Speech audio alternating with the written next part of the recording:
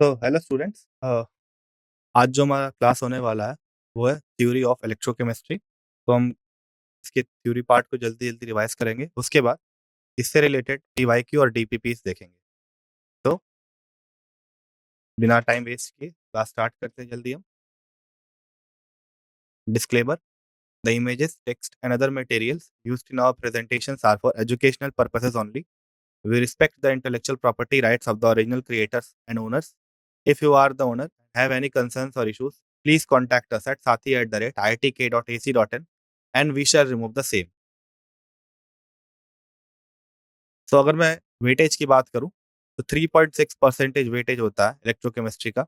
Around 12 questions पूछे गए हैं फ्रॉम 2018 टू 2024। ओके, तो अगर आप एवरेज लगाओगे तो हर हर साल एक क्वेश्चन तो आता ही है इलेक्ट्रोकेमिस्ट्री से। ठीक है,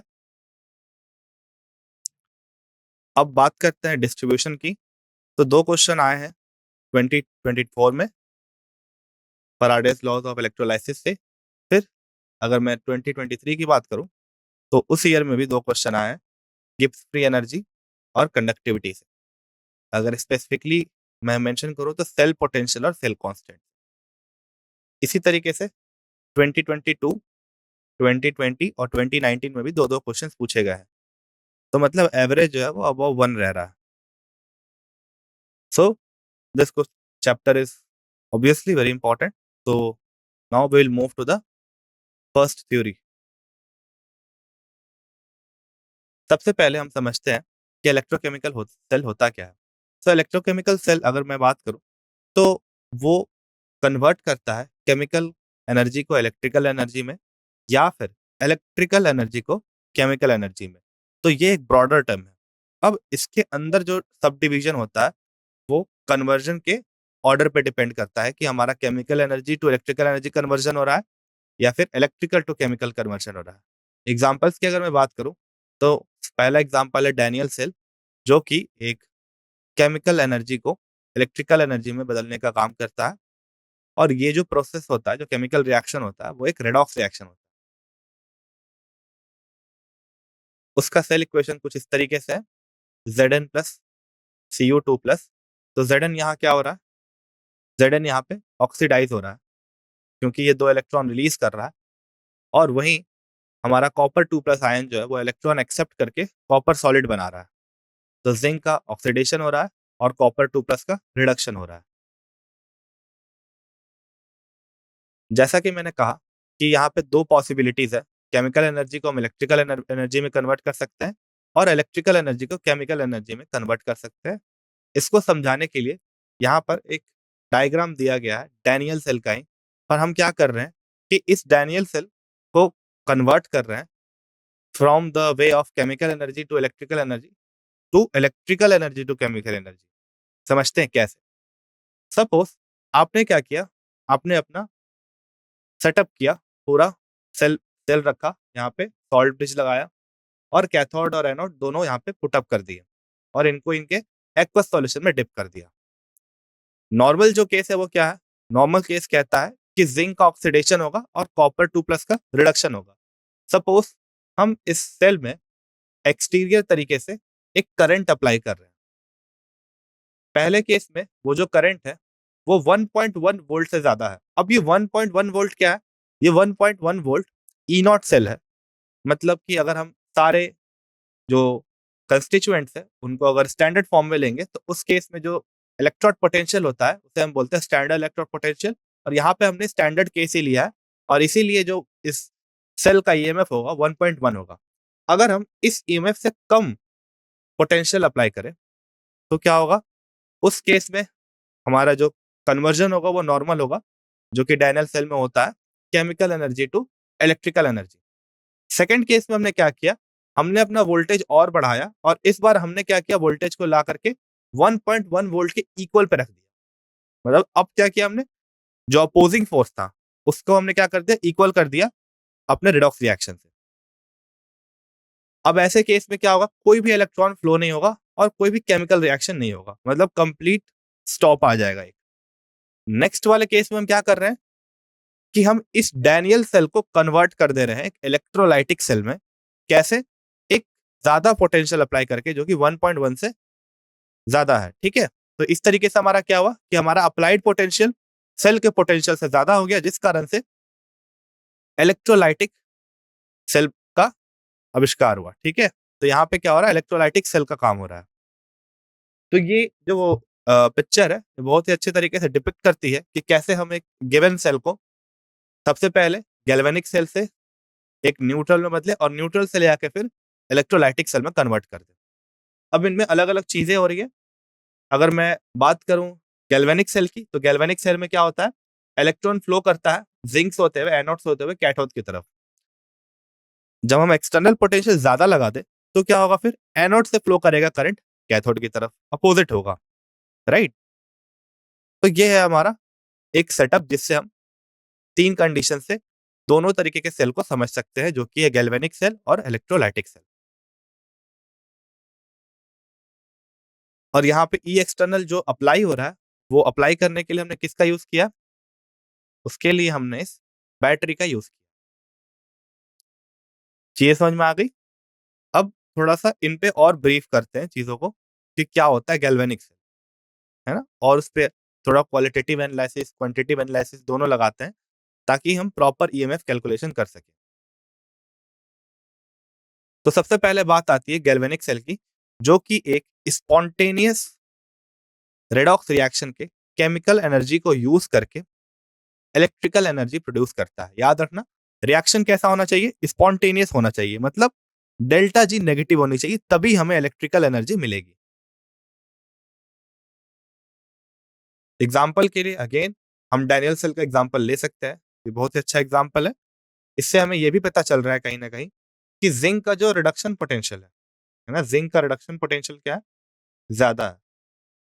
जिंक का रिडक्शन पोटेंशियल क्या है, ज्यादा, right side. Okay, so the copper 2 plus has a greater tendency to get reduce and zinc has a greater tendency to get oxidise, so it has a low reduction potential, not high, sorry, it has a low reduction potential as compare to the copper. इसीलिए zinc क्या हो रहा है, oxidise हो रहा है, और copper क्या हो रहा है, रिड्यूस हो रहा है।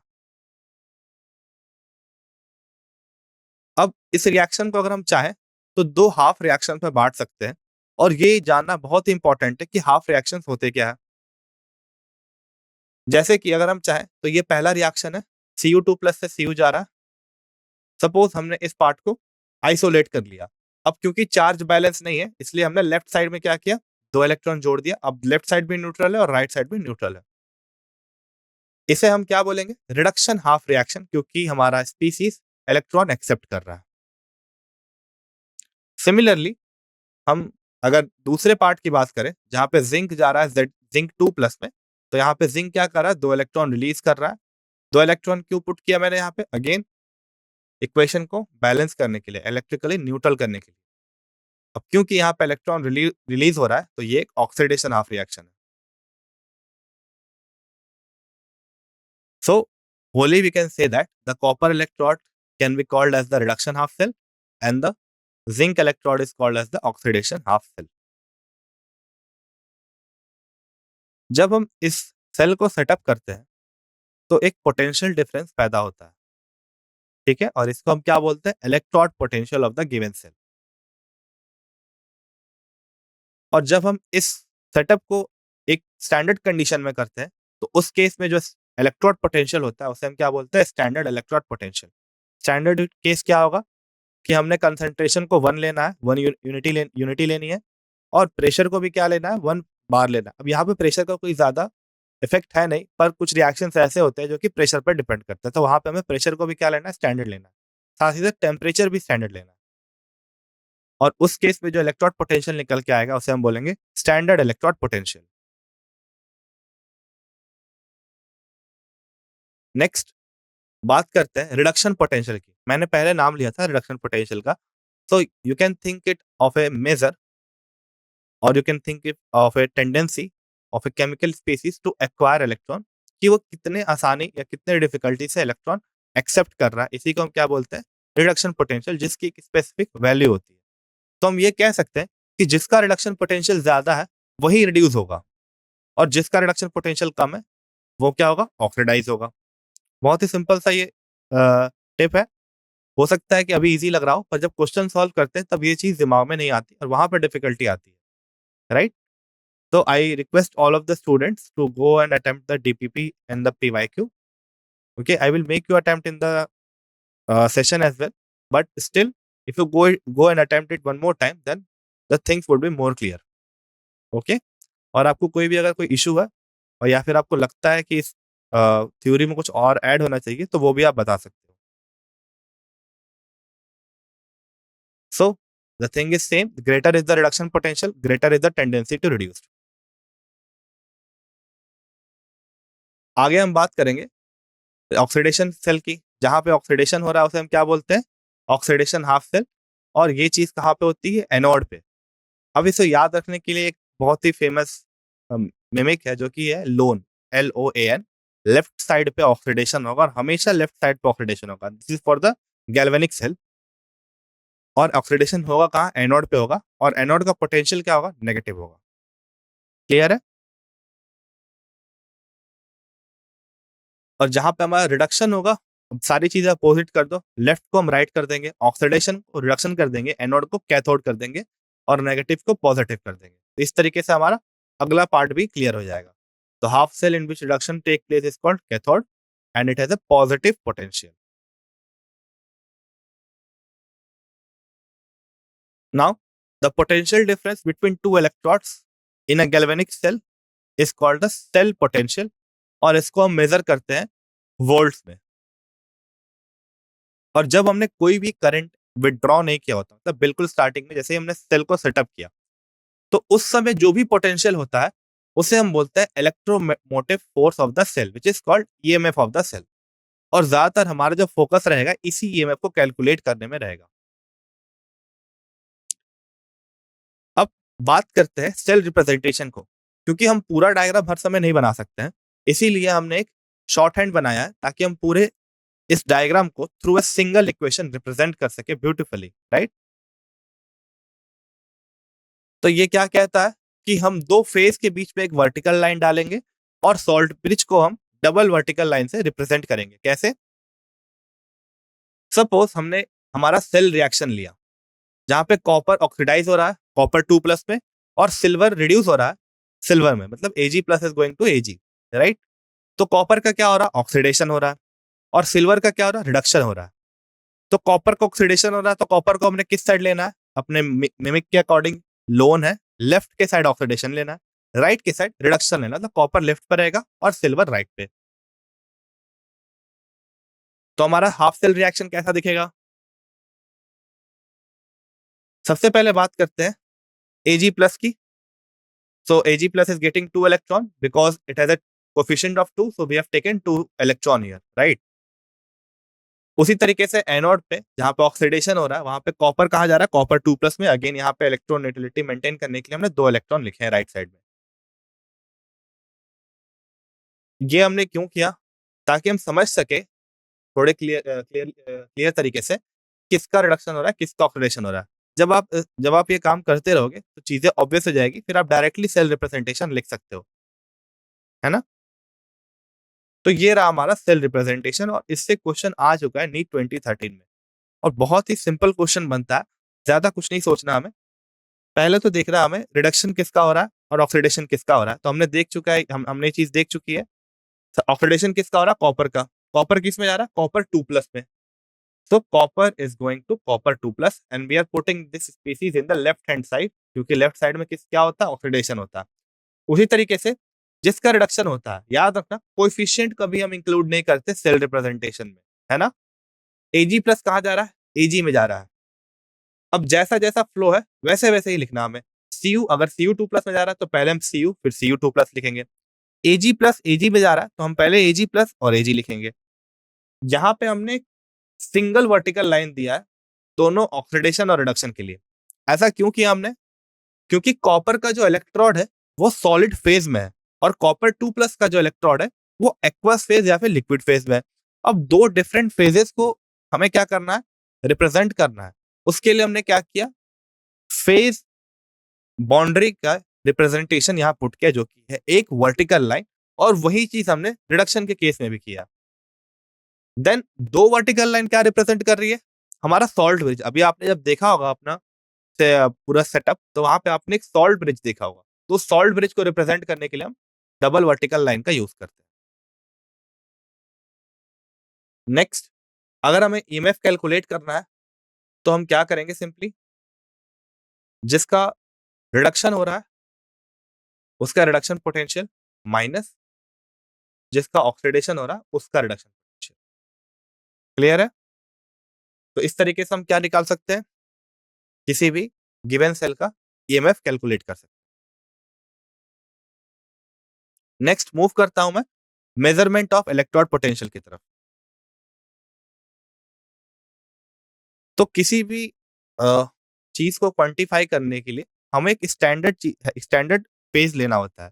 तो यहाँ पे हम क्या करते हैं, हमारा जो हाइड्रोजन का पार्ट है ना, हाइड्रोजन का जो रिडक्शन पोटेंशियल है उससे हम जीरो ले लेते हैं और उसके रिस्पेक्ट में हम सबका रिडक्शन पोटेंशियल कैलकुलेट करके और जो भी वैल्यू आती है उसके रिडक्शन पोटेंशियल के इक्वल रख देते हैं।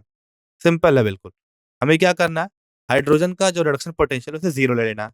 अब हाइड्रोजन का एक सेल होता है जो कि जिसे हम स्टैंडर्ड हाइड्रोजन इलेक्ट्रोड कहते हैं, उसे हम कनेक्ट कर देंगे उस स्पीशीज से जिसका हमें रिडक्शन पोटेंशियल कैलकुलेट करना है। अब जो भी ईएमएफ निकल के आएगा उस गिवन सेल का, वही हमारे गिवन स्पीशीज का रिडक्शन पोटेंशियल होगा। क्लियर है? ओके। तो यहाँ पे हम क्या फिक्स कर रहे हैं, स्टैंडर्ड हाइड्रोजन इलेक्ट्रोड का पोटेंशियल जो कि है जीरो। सपोज मैंने इक्वेशन ले लिया H plus is going to H2 by taking one electron and half mole of H2 is produced. Again, क्योंकि हाइड्रोजन सॉलिड फेस में नहीं रह सकता स्टैंडर्ड कंडीशन में, इसीलिए हमने electrode rather than taking hydrogen which is not possible at all, we have taken platinum. यहाँ पे प्लेटिनम किसका रोल प्ले कर रहा है, इलेक्ट्रोड का।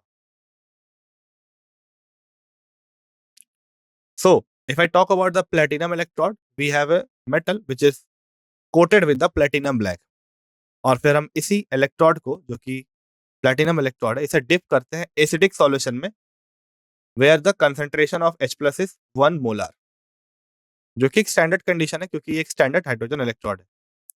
अब प्योर हाइड्रोजन गैस लेते हैं 1 बार पे, जो कि हम इलेक्ट्रो के थ्रू बबल करते हैं। इसे एक डायग्राम की मदद से समझेंगे। ये रहा हमारा डायग्राम। हमारा जो ये रीजन है यही क्या हमारा इलेक्ट्रोड है ना। राइट साइड पे अगर आप देखो तो हम हाइड्रोजन गैस को 1 बार प्रेशर पे इंसर्ट कर रहे हैं इस इलेक्ट्रोड में, जो कि इलेक्ट्रोड से होते हुए कहाँ रिलीज हो रहा है, इस एसिडिक सॉल्यूशन में बबल्स के फॉर्म में, और यहीं पर हमारा क्या होगा, रिडक्शन या फिर ऑक्सीडेशन होगा with respect to the species in which we are interested. Okay. अब ये एक पार्ट हो गया, ये एक हाफ सेल हो गया। इसे हम किससे कनेक्ट कर देंगे, अपने दूसरे काउंटर पार्ट से जिसका हमें रिडक्शन पोटेंशियल कैलकुलेट करना है। तो we will take this, suppose we are taking Cu2 plus to Cu, इसका हमें रिडक्शन पोटेंशियल कैलकुलेट करना है। तो हमने इसे रेफरेंस सेल या फिर स्टैंडर्ड हाइड्रोजन इलेक्ट्रोड से कनेक्ट कर लिया, और जो भी ईएमएफ निकल के आया, जैसे कि ये हमारा सेल रिप्रेजेंटेशन हो जाएगा। ऑब्वियस है कि हाइड्रोजन क्या हो रहा है, हाइड्रोजन ऑक्सीडाइज हो रहा है, और दूसरा स्पीसीज क्या हो रहा है, रिड्यूस हो रहा है। अब अगर हम इस सेल को सेटअप करते हैं तो ईएमएफ निकल के आता है 0.34, which is the reduction potential of copper 2 plus pair. तब जैसा हमने बात की स्टैंडर्ड हाइड्रोजन इलेक्ट्रोड की, उसी तरीके से और भी इलेक्ट्रोड पॉसिबल है डिफरेंट डिफरेंट कंडीशन के केस में। वो देखते हैं कौन कौन से है वो। सबसे पहला है जो नॉर्मल होता है, हम एक इलेक्ट्रोड लेते हैं और जिस मेटल से वो इलेक्ट्रोड बना होता है उसी का एक आयनिक सॉल्ट ले लेते हैं, और उस इलेक्ट्रोड को उस आयनिक सॉल्ट के सॉल्यूशन में डिप कर देते हैं। एग्जाम्पल के लिए सपोज हम Ag लें और उसको AgNO3 जो कि सॉल्ट है उसमें डिप कर दें। सिमिलरली हम कॉपर लें और कॉपर सल्फेट के सॉल्ट में डिप कर दें, और जिंक को जिंक सल्फेट के सॉल्ट में डिप कर दें। ये तीनों किसके एग्जाम्पल है, ये तीनों एग्जाम्पल है आपके सिंपल इलेक्ट्रोड्स के। तो ये सिंपल इलेक्ट्रोड्स है बिल्कुल, जो हम ज्यादातर इसी तरीके के इलेक्ट्रोड्स को से साथ हमारा रूबरू होगा। पर अब कुछ और भी एग्जांपल्स हैं जो कि कंडीशन के अकॉर्डिंग रिक्वायर होते हैं। तो जो सेकंड टाइप है वो रिवर्सिबल होता है with respect to the anion. पहला क्या था? Reversible with respect to cation. इस केस में जो हमारा कैटायन था वो ऑक्सीडाइज से रिड्यूस हो रहा था, जैसे कि एजी प्लस एजी में जा रहा था। अब एनायन कौन सा हो सकता है? एग्जाम्पल के लिए अगर हम देखें तो सिल्वर सिल्वर इलेक्ट्रोड, है ना? यहाँ पे जो भी ऑक्सीडेशन या रिडक्शन जो पार्ट है वो एनायन से रिलेटेड है। नेक्स्ट चीज जो इंपॉर्टेंट है, ऐसे केस के लिए हम क्या करते हैं कि मेटल को उसके स्पैरिंगली सॉल्युबल सॉल्ट के कांटेक्ट में लाते हैं। प्रीवियस वाले में हम एक आयनिक सॉल्यूशन ले रहे थे जहां पे सॉल्युबिलिटी बहुत अच्छी थी, पर क्योंकि यहाँ हम एनायन पे इंटरेस्टेड है तो हमने क्या किया, अपने मेटल इलेक्ट्रोड को स्पैरिंगली उसके स्पैरिंगली सॉल्युबल सॉल्ट में डिप कर दिया। अब a solution of soluble salt having a common ion anion with the sparingly soluble salt, so this thing is dipped। इसका एग्जांपल क्या क्या है? जैसे अगर हम सिल्वर ले लें और सॉल्यूशन में सिल्वर क्लोराइड ले लें जो कि एक स्पैरिंगली सॉल्युबल सॉल्ट है, तो वहां पे हमारा जो भी पोटेंशियल आएगा वो क्लोराइड से रिलेटेड होगा। नेक्स्ट हमारा कैलोमल इलेक्ट्रोड है, फिर लेड सल्फेट है। लेड सल्फेट भी क्या है? स्पैरिंगली सॉल्युबल है। फिर गैस इलेक्ट्रोड। तो याद रखना कि अगर हमें एनायन में इंटरेस्ट है तो हम क्या करेंगे? स्पैरिंगली सॉल्युबल सॉल्ट लेंगे। अगर हमें कैटायन में इंटरेस्ट है तो हम सिंपल आयनिक सॉल्ट लेंगे। जो हमारा लास्ट टाइप है वह है ऑक्सीडेशन रिडक्शन टाइप, है ना? ऑक्सीडेशन रिडक्शन टाइप में क्या होता है? हम एक इनर्ट इलेक्ट्रोड लेते हैं, जैसा कि हमने स्टैंडर्ड हाइड्रोजन इलेक्ट्रोड के केस में लिया था, प्लेटिनम लिया था, ठीक है? अब इनर्ट इलेक्ट्रोड और क्या हो सकता है? गोल्ड भी हो सकता है, प्लेटिनम भी हो सकता है। इसे हम किसी भी बिग सॉल्यूशन में डिप कर देते हैं, है ना? जहां पे सॉल्यूशन का जिसकी बात हम कर रहे हैं, जिस स्पीसीज से हम इंटरेस्टेड है, उसका ऑक्सीडेशन और रिडक्शन दोनों हो रहा हो। जैसे कि अगर हम हाइड्रोजन को इनपुट कर रहे थे इलेक्ट्रोड के थ्रू, तो हाइड्रोजन मॉलिक्यूल भी प्रेजेंट था सॉल्यूशन में, और साथ ही साथ H प्लस आयन जो कि इसका ऑक्सीडाइज फॉर्म है वो भी प्रेजेंट है। तो ऐसे केसेस में हम क्या बोलते हैं? उसे ऑक्सीडेशन रिडक्शन इलेक्ट्रोड्स। एग्जाम्पल के लिए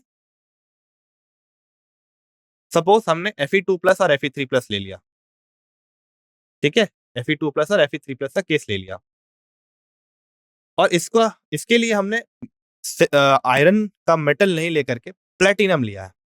अब हमारे सॉल्यूशन में क्या क्या प्रेजेंट है? ऑक्सीडाइज्ड जो कि Fe3+ है, और रिड्यूस्ड Fe2+, दोनों ही आयंस प्रेजेंट है, और platinum as a electrode present है। तो हमारा इक्वेशन क्या हो रहा है? Fe2+ जा रहा है Fe3+ में बाय रिलीजिंग वन इलेक्ट्रोड। आप होप आपको ये चीज समझ में आ रही होगी कि ऑक्सीडेशन रिडक्शन होता क्या है। इसमें जिसका ऑक्सीडेशन जिसका रिडक्शन होना हो रहा हो, वो दोनों के दोनों सॉल्यूशन में ही प्रेजेंट होते हैं, और एक तीसरा ऐसा इलेक्ट्रोड लेते हैं जो कि इनर्ट हो कंप्लीटली। उसी तरीके से अगर हमें स्टेनस 4+ और 2+ से डील करना है, तो उसके लिए अगेन हम प्लेटिनम इलेक्ट्रोड लेते हैं। स्टेनस 2+ कहाँ जाता है? स्टेनस 4+ में with the release of 2 electron. यहाँ तक हमने इलेक्ट्रोड्स के बारे में बात करी, पता कर लिया अंदर क्या हो रहा है, किसका रिडक्शन हो रहा है, किसका ऑक्सीडेशन हो रहा है। अब इस ईएमएफ के बारे में जिसके बारे में डिस्कस कर रहे हैं कब से, उसको कैलकुलेट करने का तरीका जानते हैं।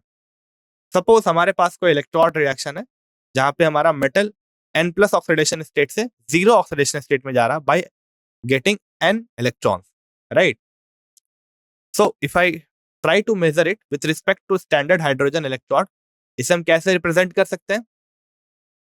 कुछ इस तरीके से। यहाँ पे अगर आप पूछोगे कि हमने इनॉट सेल डायरेक्टली क्यों ले लिया Mn+ का, हाइड्रोजन भी तो इन्वॉल्व था यहाँ पे, क्योंकि जब हमने ईएमएफ कैलकुलेट किया था तो जिसका रिडक्शन हो रहा था माइनस जिसका ऑक्सीडेशन हो रहा था, तो ऑक्सीडेशन वाला पार्ट तो आपने लिया नहीं। क्यों नहीं लिया? क्योंकि हमने हाइड्रोजन को स्टैंडर्ड कंडीशन में 0 मान रखा है। तो जो भी इस सेल का पोटेंशियल होगा वो किसके बराबर होगा? अगर मैं स्टैंडर्ड केस की बात करूं तो वो simply reduction potential of the metal ion के बराबर होगा। Next -RT/NF ln metals concentration by Mn+ concentration. ये जो ओवरऑल टर्म है अपना, है ना, ये जो ओवरऑल टर्म है ये सिंपली क्यू है। क्यू कैसे लिखते हैं हम? प्रोडक्ट का कंसंट्रेशन बाय रिएक्टेंट्स का कंसंट्रेशन। प्रोडक्ट कौन है? यहाँ पे मेटल है, और रिएक्टेंट कौन है? Mn+ है। तो इन दोनों का कंसंट्रेशन हमने ले लिया। और यहाँ पुट कर दिया, तो हमारा जो फाइनल इक्वेशन निकल के आया वो क्या निकल के आया, ई सेल जो कि यहाँ पे Mn प्लस है, E not cell minus RT by NF, R is the gas constant, T is the temperature in Kelvin, N is the number of electron involved, in this case it is N simply, and F is the Faraday constant. Okay, Ln metals concentration by the concentration of metal iron. अब क्योंकि metal का concentration obviously 1 होगा, जब आप एक iron का rod लेते हो तो उसमें सिर्फ और सिर्फ आयरन के ही एटम्स प्रेजेंट होते हैं, other than that we don't have any other atoms, right? So the total concentration is simply unity. अब इस इक्वेशन में अगर हम 1 पुट कर देंगे मेटल के कंसंट्रेशन की जगह, तो क्या इक्वेशन हो जाएगा हमारा? हमारा इक्वेशन हो जाएगा E M N plus M is equal to E not M N plus M minus R T by N F L N 1 by M N plus. तो अगर हम नस्ट इक्वेशन को फाइनली लिखना चाहे डैनियल सेल के लिए, तो वो कैसा होगा? डैनियल सेल का इक्वेशन हमारा ये रहा, zinc is going to zinc 2 plus versus copper 2 plus is going to copper, so it will be E cell, okay, E cell minus E not cell minus R T by 2f, क्योंकि 2 electron से involve है, आप clearly देख सकते हो। फिर L N Q, अब यहाँ पे क्यू की जगह हम क्या लिखेंगे? प्रोडक्ट का कंसेंट्रेशन जो कि जिंक 2 प्लस है डिवाइड बाय रिएक्टेंट का कंसेंट्रेशन जो कि Cu2 प्लस है। ये हो गया हमारा ओवरऑल डैनियल सेल का Nernst equation related equation, right? तो यहाँ से क्वेश्चन पूछा गया था 2017 में, और 2022 में नस्ट इक्वेशन से भी डायरेक्टली क्वेश्चन आया था। नेक्स्ट हम रिलेशन जानते हैं इक्विलिब्रियम कांस्टेंट और नस्ट इक्वेशन के बीच में। तो वो रिलेशन कुछ इस तरीके से होता है, E not cell equal to 2.303 RT by NF log Kc। अब आप पूछोगे कि ई सेल की वैल्यू क्या हो गई, तो याद रखना इक्विलिब्रियम पे ई सेल की वैल्यू क्या हो जाती है? 0 हो जाती है। और Q क्या होता है? रिएक्शन कोशेंट, और इक्विलिब्रियम पे Q की वैल्यू क्या होगी? Kc के इक्वल होगी, है ना? तो वही चीज हमने यहाँ पुट कर दिया। आई होप ये इक्वेशन आपको समझ में आया होगा। अगर आप जा करके नस्ट इक्वेशन से डिराइव करना चाहो तो कर सकते हो। सो एलन अंकुश, एलन यहाँ पे नेचुरल लॉग होता है ना, एलन यहाँ पे क्या होता है? नेचुरल लॉग होता है। और एलन सपोज अगर आपको लिखना है, एलन ए की वैल्यू निकालनी है, तो आप क्या लिखोगे? 2.303 लॉग ए। सिंपल है, ठीक है। नेचुरल लॉग को आपको क्या करना है? सिंपल लॉगरिथम से सब्स्टिट्यूट करना, और इस सॉरी ये यहाँ पे माइनस नहीं होगा, 2.303 मल्टीप्लाइड बाय लॉग, यही क्या होता है? एलन होता है हमारा। तो देखो जैसे ही वहां पे अगर आप पिछले इक्वेशन में देखते तो वहां पे लिखा हुआ था R T by N F L N Q, Q क्या हो गया? यहाँ पे केसी हो गया, और एल एन की जगह क्या लिख दिया हमने? 2.303 लॉग। क्लियर है अंकुश? ओके। फिर अब मूव करते हैं हम इलेक्ट्रोकेमिकल सेल और गिब्स फ्री एनर्जी, मतलब कि इलेक्ट्रोकेमिस्ट्री के थर्मोडायनेमिकल थर्मोडायनेमिकल एक्सपेक्ट पे थोड़ा फोकस करते हैं कि क्या है इसका थर्मोडायनेमिक्स। सपोज किसी भी सेल का ईएमएफ ई है, और उसमें एन नंबर ऑफ इलेक्ट्रॉन्स क्या है? इन्वॉल्व है, और एफ क्या हमारा? फैराडे कांस्टेंट है। तो अगर हम डेल्टा जी जो कि गिब्स फ्री एनर्जी है उसे कैलकुलेट करना चाहे, तो इक्वेशन क्या होता है? इक्वेशन होता है डेल्टा जी ऑफ रिएक्शन, क्या है? ये गिब्स फ्री ऑफ रिएक्शन है, ये change in Gibbs free of energy is equals to minus N F E. F हमारा फैराडे कांस्टेंट है, ई सेल हमारा ईएमएफ है सेल का, और एन हमारा नंबर ऑफ इलेक्ट्रॉन्स इन्वॉल्व्ड है। जब क्वेश्चंस करेंगे तो थोड़ा और क्लियर होगा ये। जैसे सपोज अगर मैं एग्जांपल लूं, तो डैनियल सेल के केस में ये एन की वैल्यू क्या होती? 2 होती, राइट? उसी तरीके से अगर आप बात करें ऐसे सेल की जिसमें 3 इलेक्ट्रॉन इन्वॉल्व है, तो वहां पे हम एन की वैल्यू क्या लेते? 3 लेते। अब याद रखना कि जो ई सेल है ना, वो एक इंटेंसिव प्रॉपर्टी है, और इंटेंसिव प्रॉपर्टी कभी भी एड ऑन नहीं होती। जैसे सपोज अगर हम 2 मिक्सचर ले रहे हैं, दोनों की डेंसिटी डिफरेंट डिफरेंट है, अगर हम उन दोनों मिक्सचर को मिक्स कर देंगे ना, तो डेंसिटी ऐड नहीं होता कभी भी, क्योंकि डेंसिटी क्या है? इंटेंसिव प्रॉपर्टी है, राइट? तो ये चीज हमेशा याद रखनी है हमें। कि इंटेंसिव प्रॉपर्टी कभी ऐड नहीं हो सकती। उसी तरीके से ई सेल भी क्या है, इंटेंसिव प्रॉपर्टी, ये भी कभी आपस में ऐड नहीं होंगे। सपोज दो इक्वेशंस गिवन है और आपको क्या करना है, किसी तीसरे इक्वेशन का ई सेल निकालना है, तो आप सिंपली उनके ई सेल को ऐड करके तीसरे इक्वेशन का ई सेल नहीं निकाल सकते हो, क्योंकि ई सेल क्या है, इंटेंसिव प्रॉपर्टी है। पर हमारा जो गिब्स फ्री एनर्जी की वैल्यू है वो क्या है, एक्सटेंसिव है। इसीलिए हम rather than working on E cell हम किस पे काम करते हैं, हम काम करते हैं change in Gibbs free energy पे। नेक्स्ट, अगर हम स्टैंडर्ड कंडीशन ले लें तो हमारा ई सेल क्या हो जाएगा, ई नॉट सेल के बराबर हो जाएगा। और अब जो हमारा गिब्स फ्री एनर्जी में चेंज निकल के आएगा वो क्या आएगा, standard Gibbs free energy change. जैसे कि ये हमारा इक्वेशन है। अब इससे क्वेश्चन मल्टीपल टाइम आया है, 2023 में, 22 में और 19 में। तो इस केस में हम बोल सकते हैं कि delta G naught is equal to minus N F E not cell. हमें एक और भी इक्वेशन पता है, वो इक्वेशन क्या थी, delta G is equal to delta G naught plus R T l N Q. अगर हम क्या करें, क्यू के जगह के ले ले, इक्विलिब्रियम पे क्या होता है, क्यू इज इक्वल टू के हो जाता है और डेल्टा जी क्या हो जाता है, जीरो हो जाता है। तो वो इक्वेशन ट्रांसफॉर्म हो जाता है और बन जाता है delta G naught is equal to minus R T l n. अब अगर आप चाहो तो इन दोनों इक्वेशन को इक्वेट करके अपना ये इक्वेशन कैलकुलेट कर सकते हो, यहीं से इसका डेरिवेशन हुआ है। क्लियर है, ये डेरिवेशन यहीं से हुआ, आप चाहो तो इसको पुट करके निकाल सकते हो। अब आगे बढ़ते हैं इससे। नेक्स्ट हमारा एक पार्ट कवर हो गया पूरा, जो हमारा इलेक्ट्रो केमिकल सेल का एक पार्ट था, गैल्वेनिक सेल, उसके बारे में हमने सारी चीजें देख ली। अब जो नेक्स्ट पार्ट है वो है कंडक्टेंस से रिलेटेड।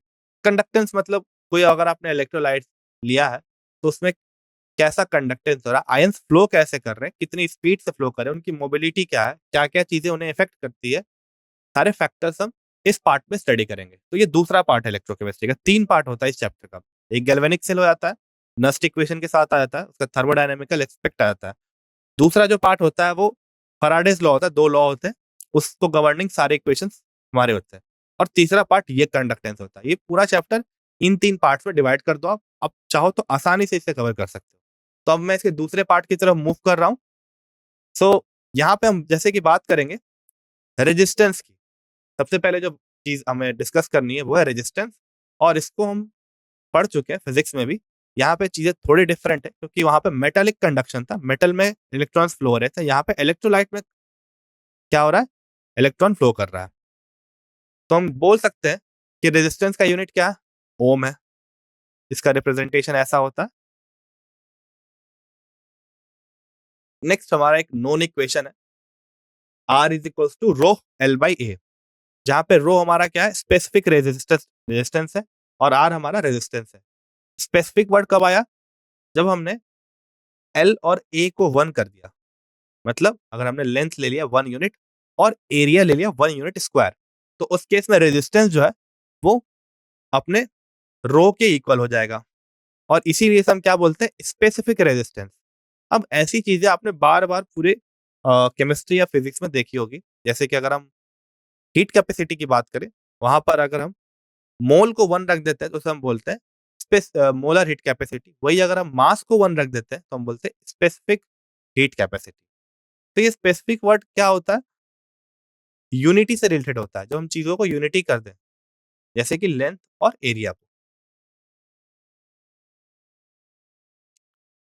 अब मैं अगर यूनिट की बात करूं रो की, तो क्या हो जाएगी वो, ओम मीटर। आप यहाँ से आराम से डिराइव कर सकते हो, ये एक डिराइव्ड यूनिट है।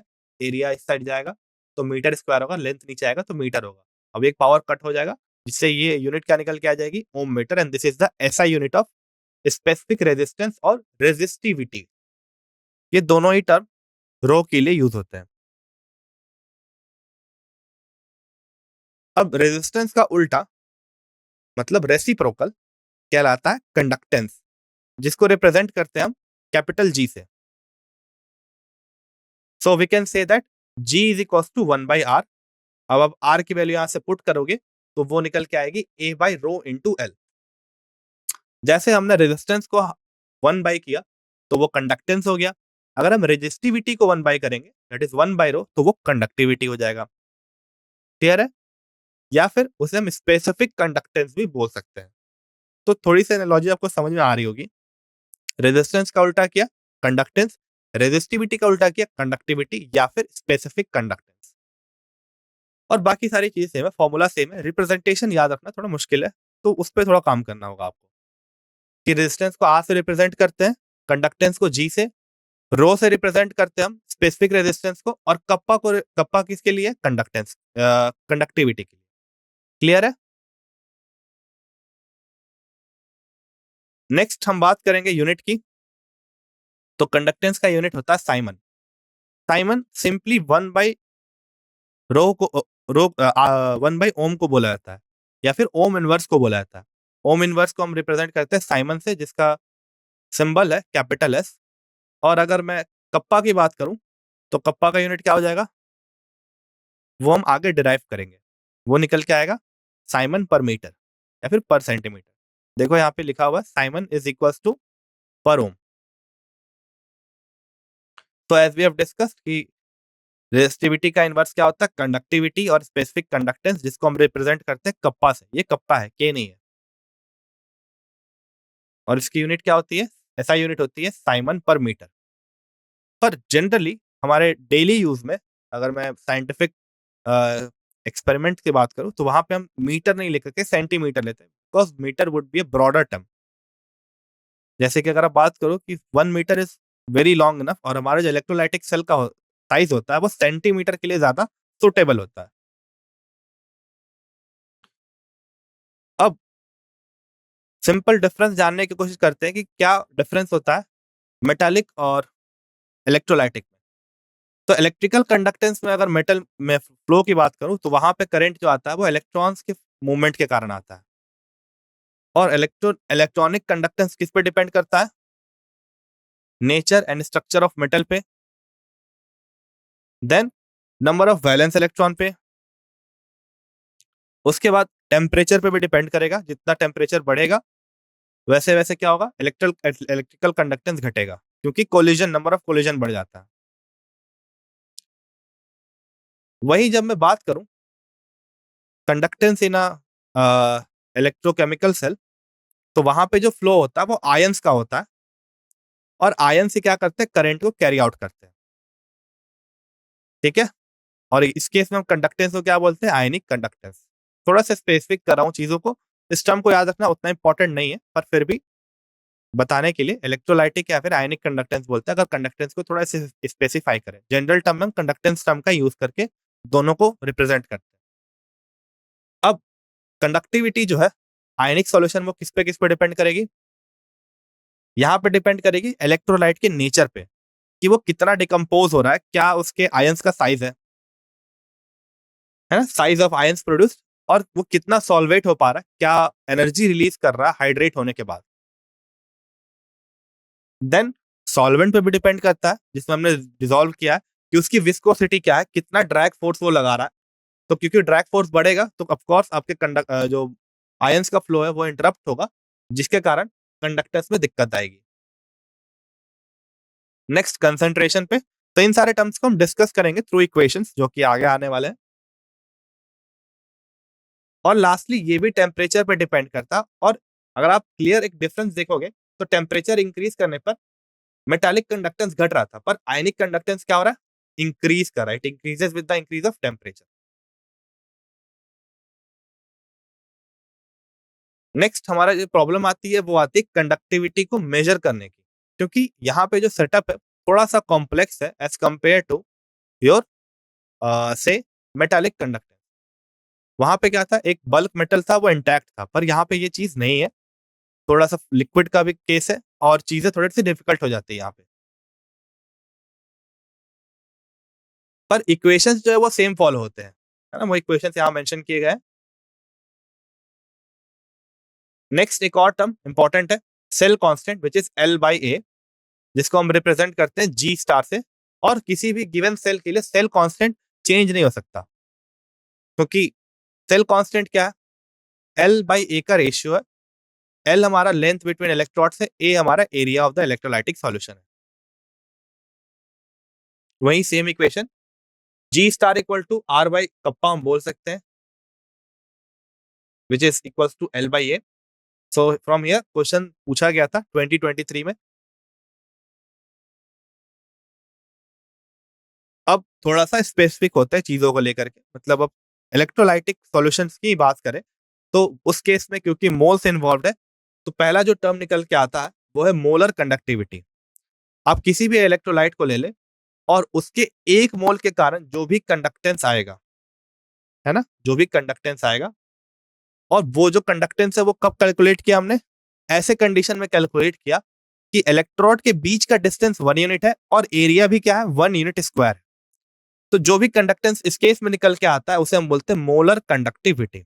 अगेन मैं रिपीट करता हूं, हम किसी भी सेल का कंडक्टेंस अगर कैलकुलेट करें for 1 mole and that electrolytic solution is in a cage where the distance between the electrodes is 1 unit and the area of cross section is also 1 inch square।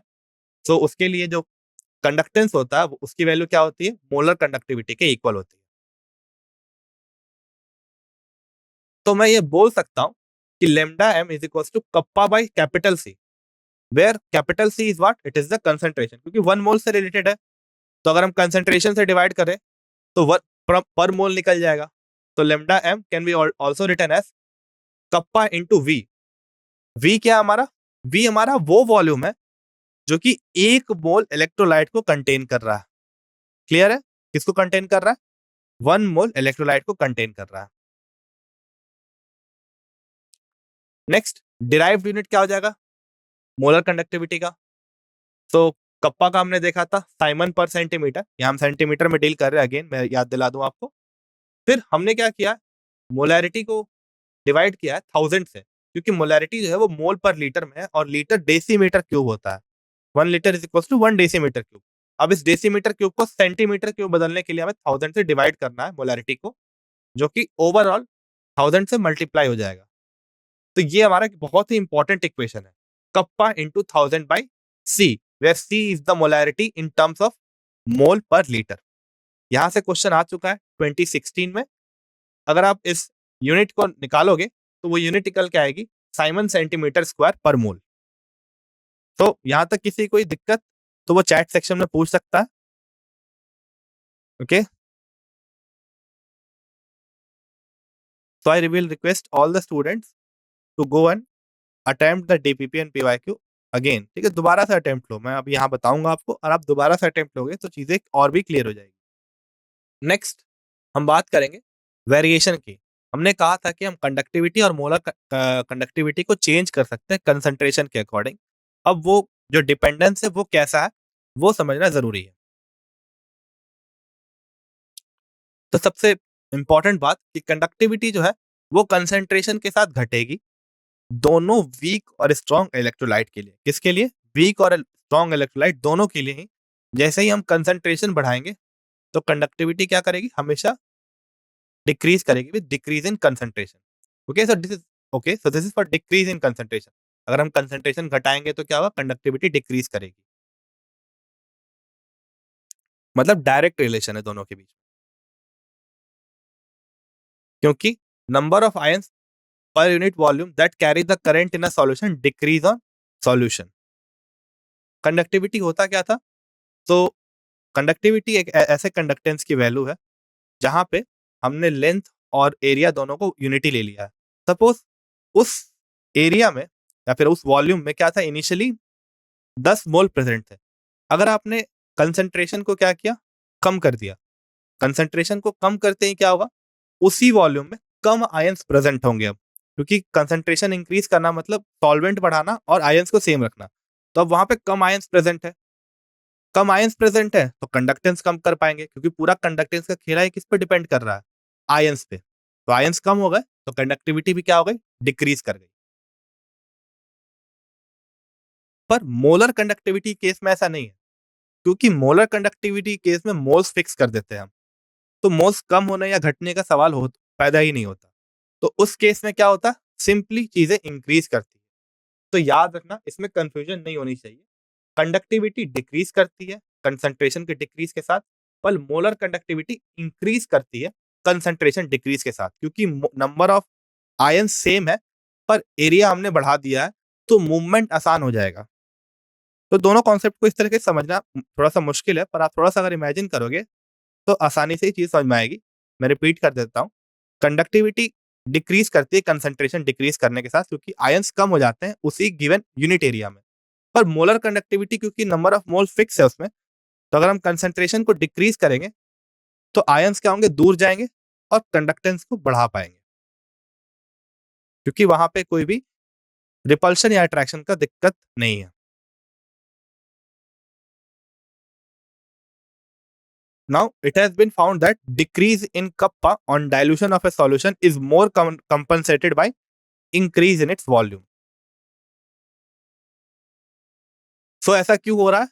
क्योंकि volume बढ़ाने से जो effect पड़ता है वो number of ions से उतना differ करता है कि वो डोमिनेट कर जाता है, मतलब वॉल्यूम बढ़ाना is a greater factor. Then अगर जब कंसेंट्रेशन जीरो अप्रोच करे, मतलब इनफाइनाइट डायल्यूशन पे, वहां पे जो मोलर कंडक्टिविटी होती है उसे हम बोलते हैं लिमिटिंग मोलर कंडक्टिविटी, और ये टर्म आपने बार बार सुना होगा, limiting molar conductivity again and again. तो लिमिटिंग मोलर कंडक्टिविटी क्या होती है? अगर हम डायल्यूशन को इनफाइनाइट करते हैं और इसे हम रिप्रेजेंट करते हैं लेमडा नॉट एम से।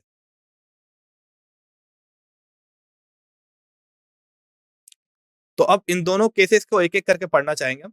पहला है स्ट्रॉन्ग इलेक्ट्रोलाइट।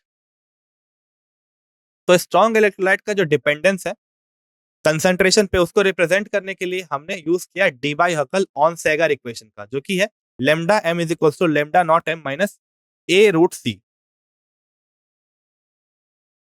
अब इस इक्वेशन को अगर आप इक्वेशन ऑफ स्ट्रेट लाइन से कंपेयर करोगे तो y is equal to M X plus C, जो इंटरसेप्ट है वो लेमडा नॉट एम के बराबर है। तो यहाँ पे ये लाइन कट करेगा इस y एक्सिस को, तो जो भी इंटरसेप्ट निकल के आएगा वो लेमडा नॉट एम के बराबर होगा, और जो स्लोप होगा वो ए के बराबर होगा। और यहाँ पे हम कंसंट्रेशन के रूट को वेरी कर रहे हैं, बढ़ा या घटा रहे हैं। अब ये स्लोप डिक्लाइन क्यों कर रहा है? क्योंकि स्लोप नेगेटिव है ना, M is equal to minus A, right. आगे बढ़ते हैं। नेक्स्ट है हमारा Kohlrausch law of independent migration of ions. यहाँ पे कहा जाता है कि लिमिटिंग मोलर कंडक्टिविटी को ना इंडिविजुअल कंट्रीब्यूशन के टर्म में रिप्रेजेंट कर सकते हैं, दोनों ही एनायन और कैटायन के लिए। कैसे समझेंगे इसे? समझने के लिए इक्वेशन की तरफ देखते हैं। सपोज हमें मोलर कंडक्टिविटी कैलकुलेट करनी है, लिमिटिंग मोलर कंडक्टिविटी NaCl की। तो उसको कैलकुलेट करने के लिए हम क्या करते हैं, Na प्लस आयन का कंट्रीब्यूशन और Cl माइनस आयन का कंट्रीब्यूशन ले लेते हैं। तो इसे हम क्या बोलेंगे, ionic molar conductivity of Na plus and ionic molar conductivity of Cl minus. और इन दोनों को इंडिविजुअली ऐड करने से हम पूरे इलेक्ट्रोलाइट का लिमिटिंग मोलर कंडक्टिविटी कैलकुलेट कर सकते हैं।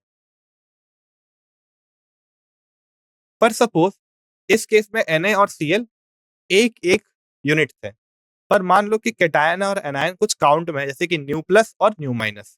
तो उस केस में क्या हो जाएगा, उस केस में हम लेमडा नॉट प्लस को न्यू प्लस से मल्टीप्लाई कर देंगे, उसके कोफिशिएंट से क्या करेंगे, मल्टीप्लाई कर देंगे। सिमिलरली वही चीज होगी कैटायन के केस में। अब यहां से क्वेश्चन आ रखा है नीट 2021 में। आगे बढ़ते हुए हमारा जो अगला फोकस है वो है वीक इलेक्ट्रोलाइट पे। तो पिछले आपने ग्राफ में देखा होगा कि वीक इलेक्ट्रोलाइट का भी ग्राफ दिया हुआ था, उसका भी वेरिएशन हो रहा था। दोनों ही कम होते हैं कंसेंट्रेशन बढ़ाने से, पर जो वीक इलेक्ट्रोलाइट है उसका डिक्लाइन जल्दी होता है, वो स्टीपली नीचे आता है। उसके लिए हमें इक्वेशन को समझना होगा।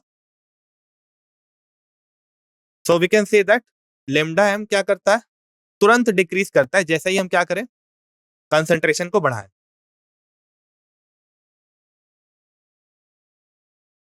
और उसका कारण क्या है, क्योंकि हमारा वीक इलेक्ट्रोलाइट क्या है, पार्शियली डिसोसिएट करता है, और हम कंसेंट्रेशन को बढ़ाते हैं तो ये डिसोसिएशन और घटता है। और इसको रिप्रेजेंट करते हैं हम अल्फा से, जो कि डिग्री ऑफ डिसोसिएशन। यहाँ पे हम ऑसवाल्ड लॉ ऑफ डायल्यूशन का यूज करेंगे वीक इलेक्ट्रोलाइट के कंडक्टेंस को बताने के लिए।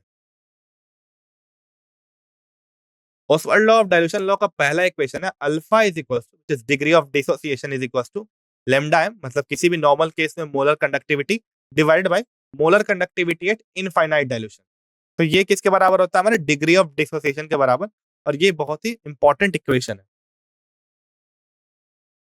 जब मैं चाहूं ओसवाल्ड डाइल्यूशन लॉ को लगाने का, तो हमें पता है कि एसिड डिसोसिएशन कांस्टेंट को हम इस इक्वेशन से रिप्रेजेंट करते हैं, C alpha square by 1 minus alpha. अब आप यहाँ पे अल्फा की वैल्यू पुट कर दो तो आपका फाइनल इक्वेशन निकल के आएगा। नेक्स्ट यहाँ पे अगर नेक्स्ट चीज हम क्या करेंगे, लेमडा स्क्वायर और सी के बीच में हमें रिलेशन चाहिए था, तभी तो हम उस ग्राफ को प्लॉट कर सकते हैं। तो लेमडा इज इक्वल टू क्या हो जाएगा? 1 by root C, right? Lambda is equal to what? It will be 1 by root सी।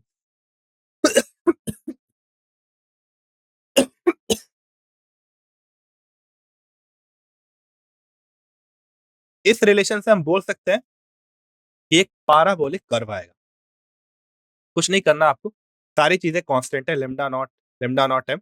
आपको सिर्फ इस सी को उठा के लेफ्ट साइड लाना है और पावर को उठा के सी के ऊपर रखना है। तो lambda will be inversely proportional to root C, जिसके कारण से आपका ग्राफ स्टेपली डिक्रीज कर रहा है।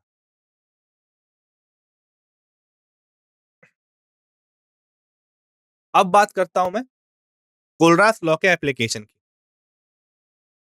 सबसे पहले हम किसी भी आयन का लेमडा नॉट कैलकुलेट कर सकते हैं इंडिविजुअल कैटायन के कंट्रीब्यूशन को जान के।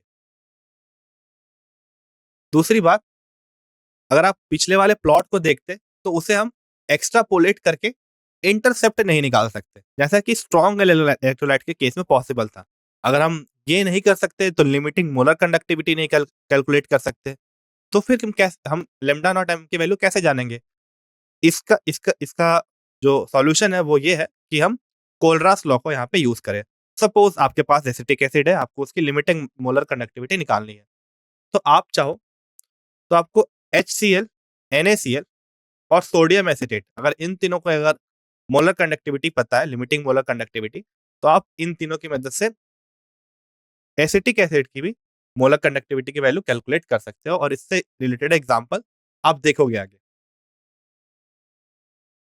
फिर अब लास्ट जो पार्ट आ गया वो है बैटरीज से रिलेटेड।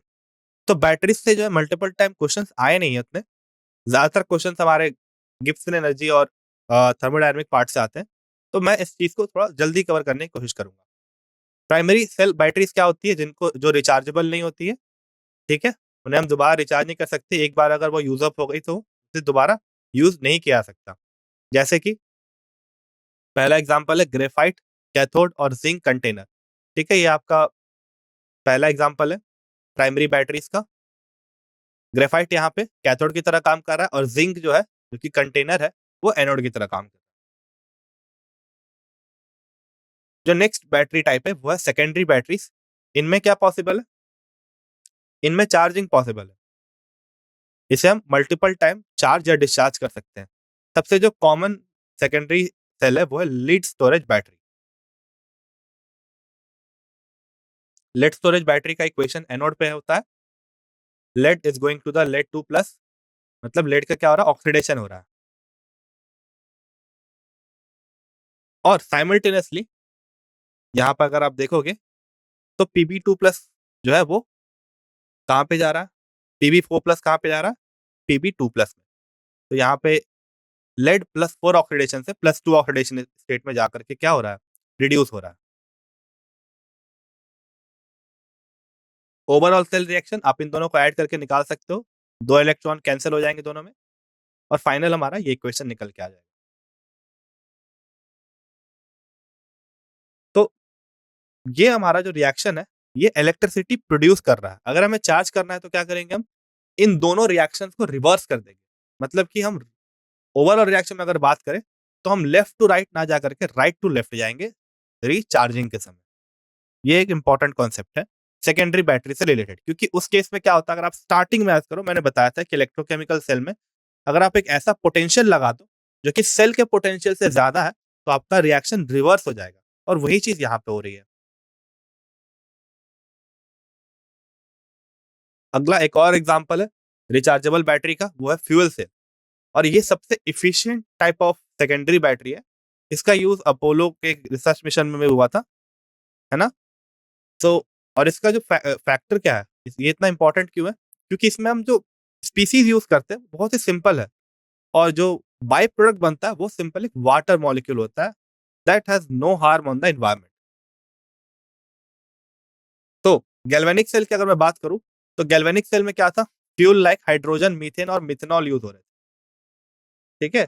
तो that was harmful to the environment. पर इस केस में क्या है? इस केस में वाटर यूज़ हो रहा है। तो ये देखो आप, लेफ्ट साइड से हम क्या कर रहे हैं? H2 इंसर्ट कर रहे हैं और राइट साइड से ऑक्सीजन इंसर्ट कर रहे हैं। और फाइनली इस मीडियम वाले कंटेनर में वाटर प्रोड्यूस हो रहा है और ये ग्रीन स्ट्रैप हमारा एनोड है और वायलेट स्ट्रैप हमारा कैथोड है। ये ओवरऑल क्या है हमारा? एक्वस इलेक्ट्रोलाइट प्रेजेंट है बीच में। अब जैसे-जैसे ये रिएक्शन कैरी आउट होता है, वाटर प्रोड्यूस होता है और अपोलो जो रिसर्च ऑपरेशन था उसमें इसी वाटर को यूज़ भी किया जा रहा था आगे for the drinking purpose. So you can think of how efficient and how successful this cell was. तो वही चीज़ यहाँ मेंशन्ड है कि अपोलो स्पेस प्रोग्राम में इलेक्ट्रिसिटी प्रोवाइड करने के लिए इस फ्यूल सेल का यूज़ किया गया था और जो वाटर वेपर इस रिएक्शन में निकल रहे हैं, उन्हें वापस कंडेंस करके as a drinking water use किया गया था एस्ट्रोनॉट्स के द्वारा। अगर मैं इसके सेल रिएक्शन की बात करूँ, तो ये है इसका कैथोड का reaction, oxygen is getting reduced, O2 क्या है? ज़ीरो ऑक्सीडेशन स्टेट में है और वहाँ से होते हुए कहाँ जा रहा है? 2 minus oxidation state. Similarly hydrogen क्या हो रहा है यहाँ पे? हाइड्रोजन यहाँ पे ऑक्सीडाइज़ हो रहा है क्योंकि ये ज़ीरो ऑक्सीडेशन स्टेट से होते हुए +2 +1 ऑक्सीडेशन स्टेट में जा रहा है। अब ओवरऑल रिएक्शन कैसा दिखेगा? सिंपली इन दोनों को ऐड कर दो, तो इक्वेशन क्या देता है हमें? Production of water. अब इसकी एफिशिएंसी भी कमाल की है, 70% एफिशिएंसी है ना? जो कि और भी किसी भी सेकेंडरी सेल या फ्यूल सेल से बहुत ही अच्छी है। लास्ट यहाँ पे चीज़ें समराइज़ कर दी है मैंने। रेजिस्टेंस को हम बोलते हैं, R से रिप्रेजेंट करते हैं, तो आप इससे एक बार वे थ्रू होके इसका स्क्रीनशॉट ले लो। ये चीज़ें हमने डिस्कस कर ली है पहले ही। Resistance, conductance, resistance, specific conductance, equivalent conductivity और मोलर कंडक्टिविटी। फिर हमने कोलरास लॉ की बात की थी, उसका एक एग्ज़ाम्पल यहाँ मैंने पुट अप किया है। जैसे कि अगर हम कोई इलेक्ट्रोलाइट ले लें AxBy और हमें उसका क्या कैलकुलेट करना है? Equivalent conductivity at infinite dilution, ऐसे भी हम इसे डिनोट कर सकते हैं। तो AxBy किस में टूटेगा? XaY प्लस में और YB X माइनस में। तो हम लैम्ब्डा नॉट हम क्या लिख सकते हैं? कोएफिशिएंट से मल्टीप्लाई करेंगे इस A के आयनिक कंडक्टिविटी को। कोएफिशिएंट क्या आएगा? X है, X into lambda not of M। तो नॉट की जगह पे इनफाइनाइट साइन भी यूज़ किया था। यहाँ मैंने इसलिए इसे यहाँ रखा है कि आपको एग्ज़ाम में देख के कन्फ्यूजन ना हो। सेम चीज़ है दोनों। इनफाइनाइट है फिर नॉट सेम है। फिर उसी तरीके से Y का भी पार्ट होगा, तो Y से मल्टीप्लाई कर दे रहा हूँ मैं। B हमारा क्या है? एनायन है। लास्टली हमने क्या किया इसे 1/y या 1/x लिखा। So we can say that lambda equivalent is equals to lambda naught of plus and lambda naught of minus। I hope आपको ये इक्वेशन क्लियर हो गया होगा। ये सिर्फ हमने दो टर्म्स में लिखे हैं, एक मोलर कंडक्टिविटी, एक equivalent conductivity, right? So this will be your final thing. So we have completed the theory part. अब हम मूव करेंगे डीपीपी और पीवाईक्यू पार्ट की तरफ। तो अगर किसी को डाउट है तो वो चैट बॉक्स में से डाल सकता है। Meanwhile we will switch to the DPP and PYQ part. तो students, this is your DPP. हमें ऑलरेडी मैंने टाइमर स्टार्ट कर दिया है। तो मैं जल्दी-जल्दी पहले तो आपको ऑप्शंस एक्सप्लेन कर देता हूँ और कैसे इसका क्वेश्चन का सॉल्यूशन कैसे होगा वो बता देता हूँ। फिर आप खुद से अटेम्प्ट लेना एक बार कि कैसे सॉल्व होगा ये। Then we will discuss the solution at the end. तो पहला क्वेश्चन क्या कह रहा है? रस्टिंग ऑफ आयरन का 2 इक्वेशन गिवन है ना? ये 2 इक्वेशन क्या है? गिवन है रस्टिंग ऑफ आयरन से रिलेटेड। हमें बताना है कि इस का जो नेट प्रोसेस है उसका डेल्टा जी नॉट क्या होगा? क्लियर है? ये हमारा ओवरऑल इक्वेशन। तो हमें पता है ये चीज़, रस्टिंग में क्या होता है, आयरन हमारा डिस्ट्रॉय होता है और आयरन 2+ बनता है। क्योंकि मैंने रस्टिंग एक्सप्लेन नहीं किया थ्योरी में, इसलिए मैंने पहला क्वेश्चन इसी का डाला ताकि रस्टिंग का कॉन्सेप्ट भी यहीं एक्सप्लेन हो जाए। तो ये रस्टिंग से रिलेटेड इक्वेशन है। रस्टिंग में क्या होता है, आयरन जो है वो उसके ऑक्सीडाइज्ड फॉर्म में कन्वर्ट होता है। तो यहाँ पे अगर आप देखोगे जो हमारा सेकंड इक्वेशन है, वो अपोज़िट है। तो हम क्या करेंगे, इस इक्वेशन को रिवर्स कर देंगे। रिवर्स करेंगे तो क्या होगा? ये हो जाएगा Fe going to Fe2+, right? This will give us. तो मीनव्हाइल मैं चाहूँगा कि आप भी इसको अटेम्प्ट करो। एक इक्वेशन हमारा ऐसा हो गया, है ना? और दूसरा इक्वेशन एज़ इट इज़ होगा। तो ये 2 इक्वेशन इवॉल्व होते हैं, नंबर 1 और नंबर 2 ये। अब हमें क्या करना था? ओवरऑल इक्वेशन का डेल्टा जी नॉट निकालना है। सिंपल है, पहले प्रोसेस का आप डेल्टा जी नॉट निकाल लो। तो यहाँ पे n की वैल्यू क्या है? 2 है, f की वैल्यू 96500 और इनेट की वैल्यू गिवन है। इन तीनों को आप मल्टीप्लाई करोगे तो आपके डेल्टा जी नॉट की वैल्यू आ जाएगी फॉर द फर्स्ट इक्वेशन। इसी तरीके से इस इक्वेशन के लिए भी आप क्या कर सकते हो? डेल्टा जी नॉट कैलकुलेट कर सकते हो। अब उस केस में याद रखना, क्योंकि हमने इक्वेशन रिवर्स किया है, तो ई नॉट सेल भी क्या हो जाएगा? रिवर्स हो जाएगा। तो ये क्या 0.44 वोल्ट्स हो जाएगा।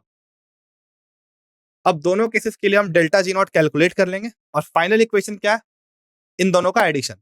तो जो भी वैल्यू निकल के आएगी डेल्टा जी नॉट 1 की और डेल्टा जी नॉट 2 की, उसे हम ऐड करके और जो फाइनल डेल्टा जी नॉट 3 निकल के आना चाहिए वो होना चाहिए क्या? -3.2 -322 किलो जूल पर मोल। ये हो जाएगा हमारा करेक्ट ऑप्शन। आगे बढ़ते हैं हम। तो आप भी इसको अटेम्प्ट करते जाओ इसी तरीके से।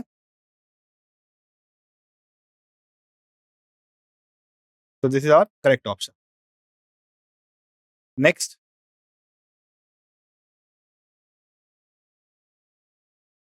नेक्स्ट क्वेश्चन क्या कह रहा? नेक्स्ट क्वेश्चन कह रहा है ionic mobility, okay, ionic mobility of which of the alkali metal is lowest when aqueous solution of their salt are put. तो ये चीज हमेशा याद रखनी है कि जिसका साइज सबसे कम है ना, जिसका साइज सबसे कम है, उसकी आयनिक मोबिलिटी क्या होगी? सबसे कम होगी। अब आप देख लो, सबसे कम साइज किसका है? उसी की आयनिक मोबिलिटी क्या कर दोगे? सबसे कम कर दोगे, राइट? तो it will B lithium plus. Next आगे बढ़ते हैं। ऐसा क्यों होता है? क्योंकि लिथियम प्लस क्या है? स्मॉल साइज इसका और खूब सारा उसने वाटर मॉलिक्यूल अपने अगल-बगल क्या रखा है? एसोसिएट कर रखा है। जिसके कारण से इसकी मोबिलिटी कमज़ोर हो जाती है, क्योंकि इनको मूव करना मुश्किल हो जाता है। क्लियर है? तो इन सब में सबसे छोटा साइज़ किसका? लिथियम प्लस का। तो ये इसका करेक्ट ऑप्शन हो जाएगा। Next question, copper sulphate solution does not react with. यहाँ पे मैं हिंट दे देता हूँ आपको। कॉपर सल्फेट सॉल्यूशन है, किसके साथ रिएक्ट नहीं करेगा?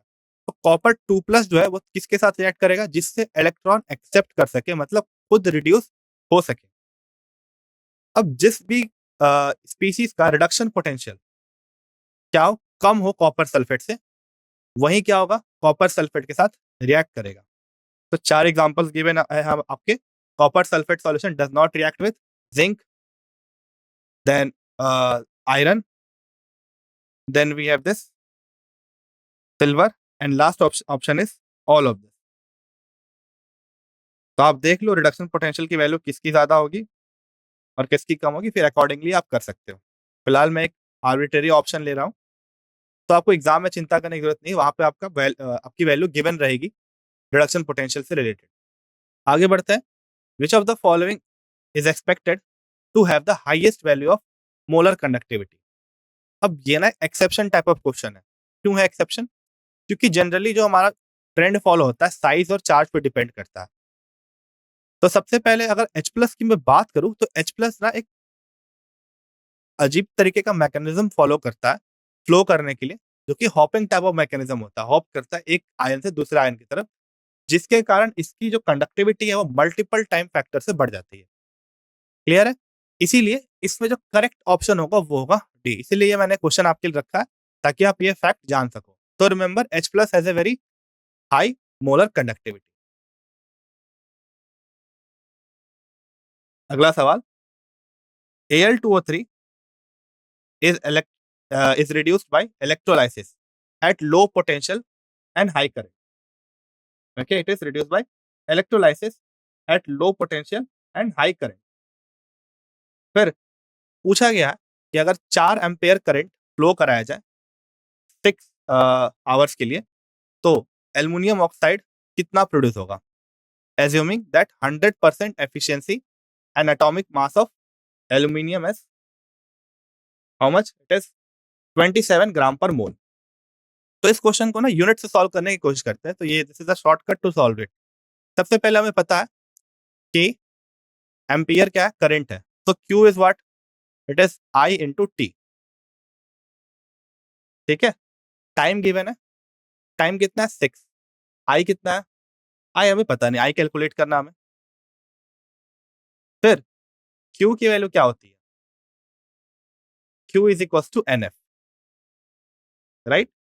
Q is equal to n F. तो यहाँ पे हम क्या करेंगे? इस एन एफ को पुट कर देंगे, तो क्या हो जाएगा? ये एन एफ के बराबर हो जाएगा।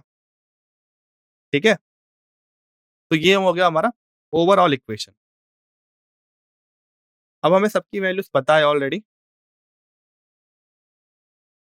So this is Q, this is Z into IT, right? This is Z into IT. आगे बढ़ते हैं अब इस क्वेश्चन में। तो आप वैल्यूज पुट करके देखो। तो this is I is equal to current, यहाँ से आपका करंट कैलकुलेट हो जाएगा। नेक्स्ट क्वेश्चन,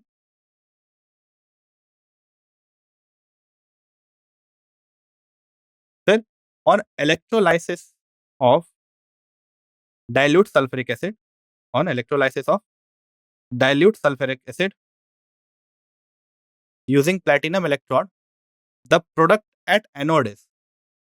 तो हमें क्या करना है?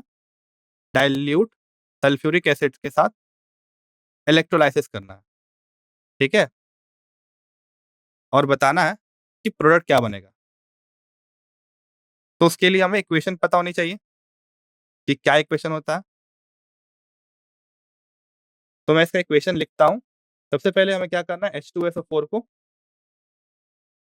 का इलेक्ट्रोलाइसिस करनी है हमें। तो वो इक्वेशन निकल के आएगा कुछ इस तरीके से। तो we have this H plus, sorry, we have this H plus present in the H2SO4 and SO4 2 minus which is present in the H2SO4, right? तो अगर आप इसका इलेक्ट्रोलाइसिस करोगे तो हाइड्रोजन रिलीज होता है पहले तो, क्योंकि H प्लस क्या करता है? इलेक्ट्रॉन एक्सेप्ट करता है और क्या बनाता है? हाइड्रोजन गैस बनाता है।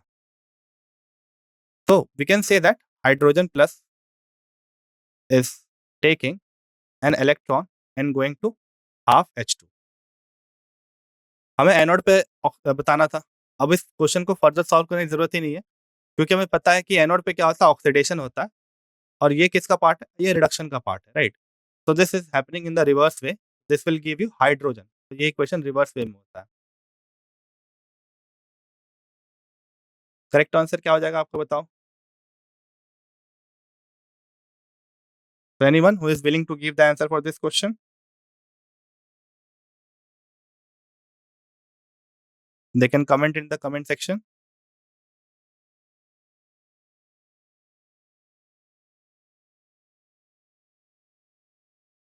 तो क्वेश्चन सारे अटेम्प्ट हो ये इंपॉर्टेंट नहीं है, पर जितने अटेम्प्ट हो रहे हैं उसका आंसर क्लियर होना चाहिए।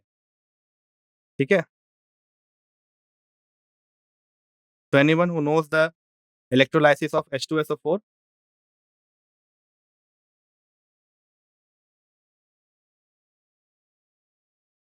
पहला इक्वेशन मैंने आपके लिए लिख दिया था यहाँ पे, ताकि आपको चीजें थोड़ी सी सोच सको कि क्या हो रहा है। ठीक है, दूसरा जो इक्वेशन है वो कुछ इस तरीके से, 4OH minus is going to 2H2O plus O2 plus 4 electron. तो दिस इज योर रिडक्शन, ये हमारा रिडक्शन पार्ट है और ये हमारा ऑक्सीडेशन पार्ट है। तो क्लियरली आप देख सकते हो कि ऑक्सीजन क्या क्या रिलीज हो रहा है एनोड पे, ऑक्सीजन रिलीज हो रहा है। तो what is your correct option? Oxygen. फिर नेक्स्ट क्वेश्चन है the standard EMF of a galvanic cell whose n is equals to 2 is found to be 0.295 at 295 at 25 degrees Celsius. So what is the equilibrium constant? Standard EMF के बीच में relation हमने देख रखा है, E not cell is equals to R T by N F log के। इसकी value given है 0.295 और R T by N F की वैल्यू होती है 0.0591। एन की वैल्यू ऑफकोर्स पुट करेंगे हम, जो कि 2 गिवन है ऑलरेडी। अब यहाँ से आपको क्या करना है, लॉग के निकालना है।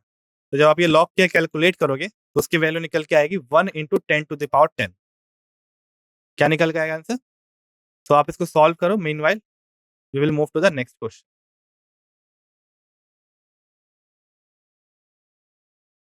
नेक्स्ट क्वेश्चन है what is the E not cell for the given equation if the equilibrium constant value is given as 1 into 10 to the power 6। Again एक सिंपल क्वेश्चन है ये भी।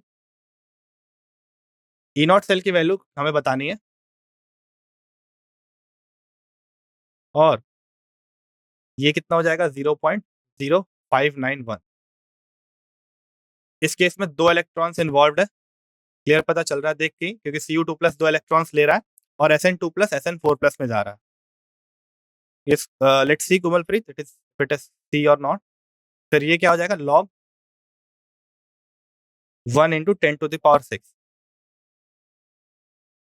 तो लॉग की प्रॉपर्टी आपको पता होनी चाहिए, 1 into 10 to the power 6 is 10 to the power 6 और लॉग 10 टू द पावर 6 क्या हो जाएगा, ये हो जाएगा 6 के बराबर, क्योंकि लॉग 10 की वैल्यू 1 होती है। तो यहाँ से आपको एक प्रॉपर्टी पता होनी चाहिए कि अगर लॉग बी सपोज कोई x है, x का पावर a है, तो इसे हम क्या ले सकते हैं a log x। अब क्योंकि x हमारे इक्वेशन में 10 है और log 10 की वैल्यू 1 होती है, तो log 10 to the power x will be simply x। ठीक है, तो यहाँ पे log 10 टू द पावर 6 की वैल्यू क्या आ गई, 6 आ गई, मल्टीप्लाइड बाय 6 डिवाइड बाय 2। तो दिस इज योर इक्वेशन। आप इसको सॉल्व करोगे, आपका करेक्ट आंसर निकल के आ जाएगा। Moving on to the next question. तो मैं कोई आर्बिट्रेरी ऑप्शन चूज करके आगे बढ़ रहा हूँ, आप इसे कैलकुलेट करके पता कर सकते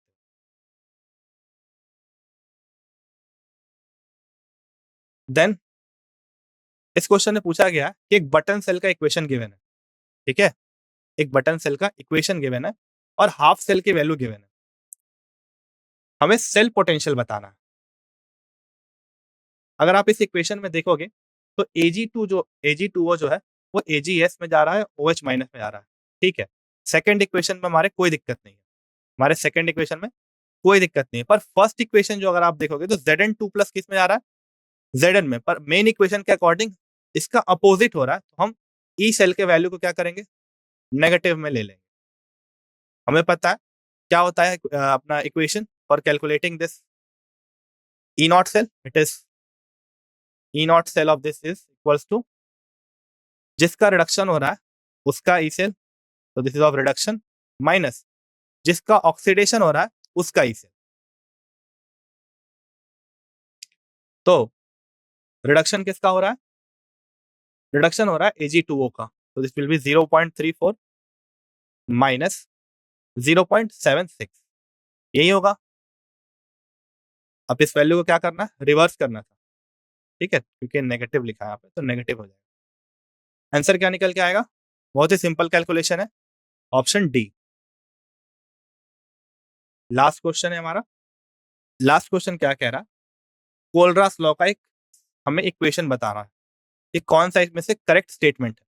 पहला है फाइनाइट डाइल्यूशन, बात यही खत्म हो गई, आगे बढ़ना ही नहीं, क्योंकि फाइनाइट डाइल्यूशन से रिलेटेड चीज होती ही नहीं है।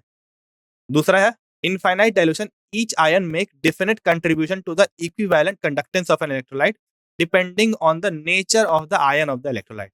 नेचर पर डिपेंड नहीं करता है, किस पर डिपेंड करता है? सिंपली आयन पर डिपेंड करता है. तीसरा, infinite dilution, each ion make definite contribution to the conductance of a cell whatever be the nature of the other ion. Again definite contribution to the conductance. तो ये statement क्या गलत हो गया, कंडक्टेंस के बारे में बात हो ही नहीं रही. किसके बारे में बात हो रही थी? इक्विवेलेंट कंडक्टेंस के बारे में. तो हमारा करेक्ट स्टेटमेंट क्या हो जाएगा? Infinite dilution, each ion makes definite contribution to the equivalent conductance of an electrolyte whatever be the number, whatever be the nature of other ion of the electrolyte. Clear है? तो correct option कौन सा हो गया? Option number D. तो इस तरीके से हमने इस डीपीपी को क्या कर दिया? सॉल्व कर लिया. अब नेक्स्ट जो हमारा पार्ट है, हम क्या करेंगे? इसे सबमिट कर देंगे और फाइनली हमारा आंसर निकल के. तो ये देखो आप, तो I have not attempted the 5 and 3, otherwise all are correct. तो थर्ड में मैंने वैल्यू कैलकुलेट नहीं की सही से. Okay, I have not attempted it. ठीक है, क्लियर है ये क्वेश्चन आपको सारे? तो still if you have any doubt then you can ask in the chat section for any question.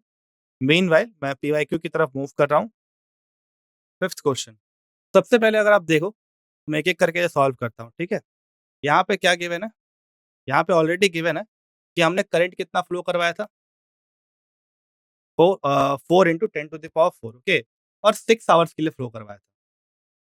तो आई की वैल्यू क्या हो गई? 4 into 10 to the power 4.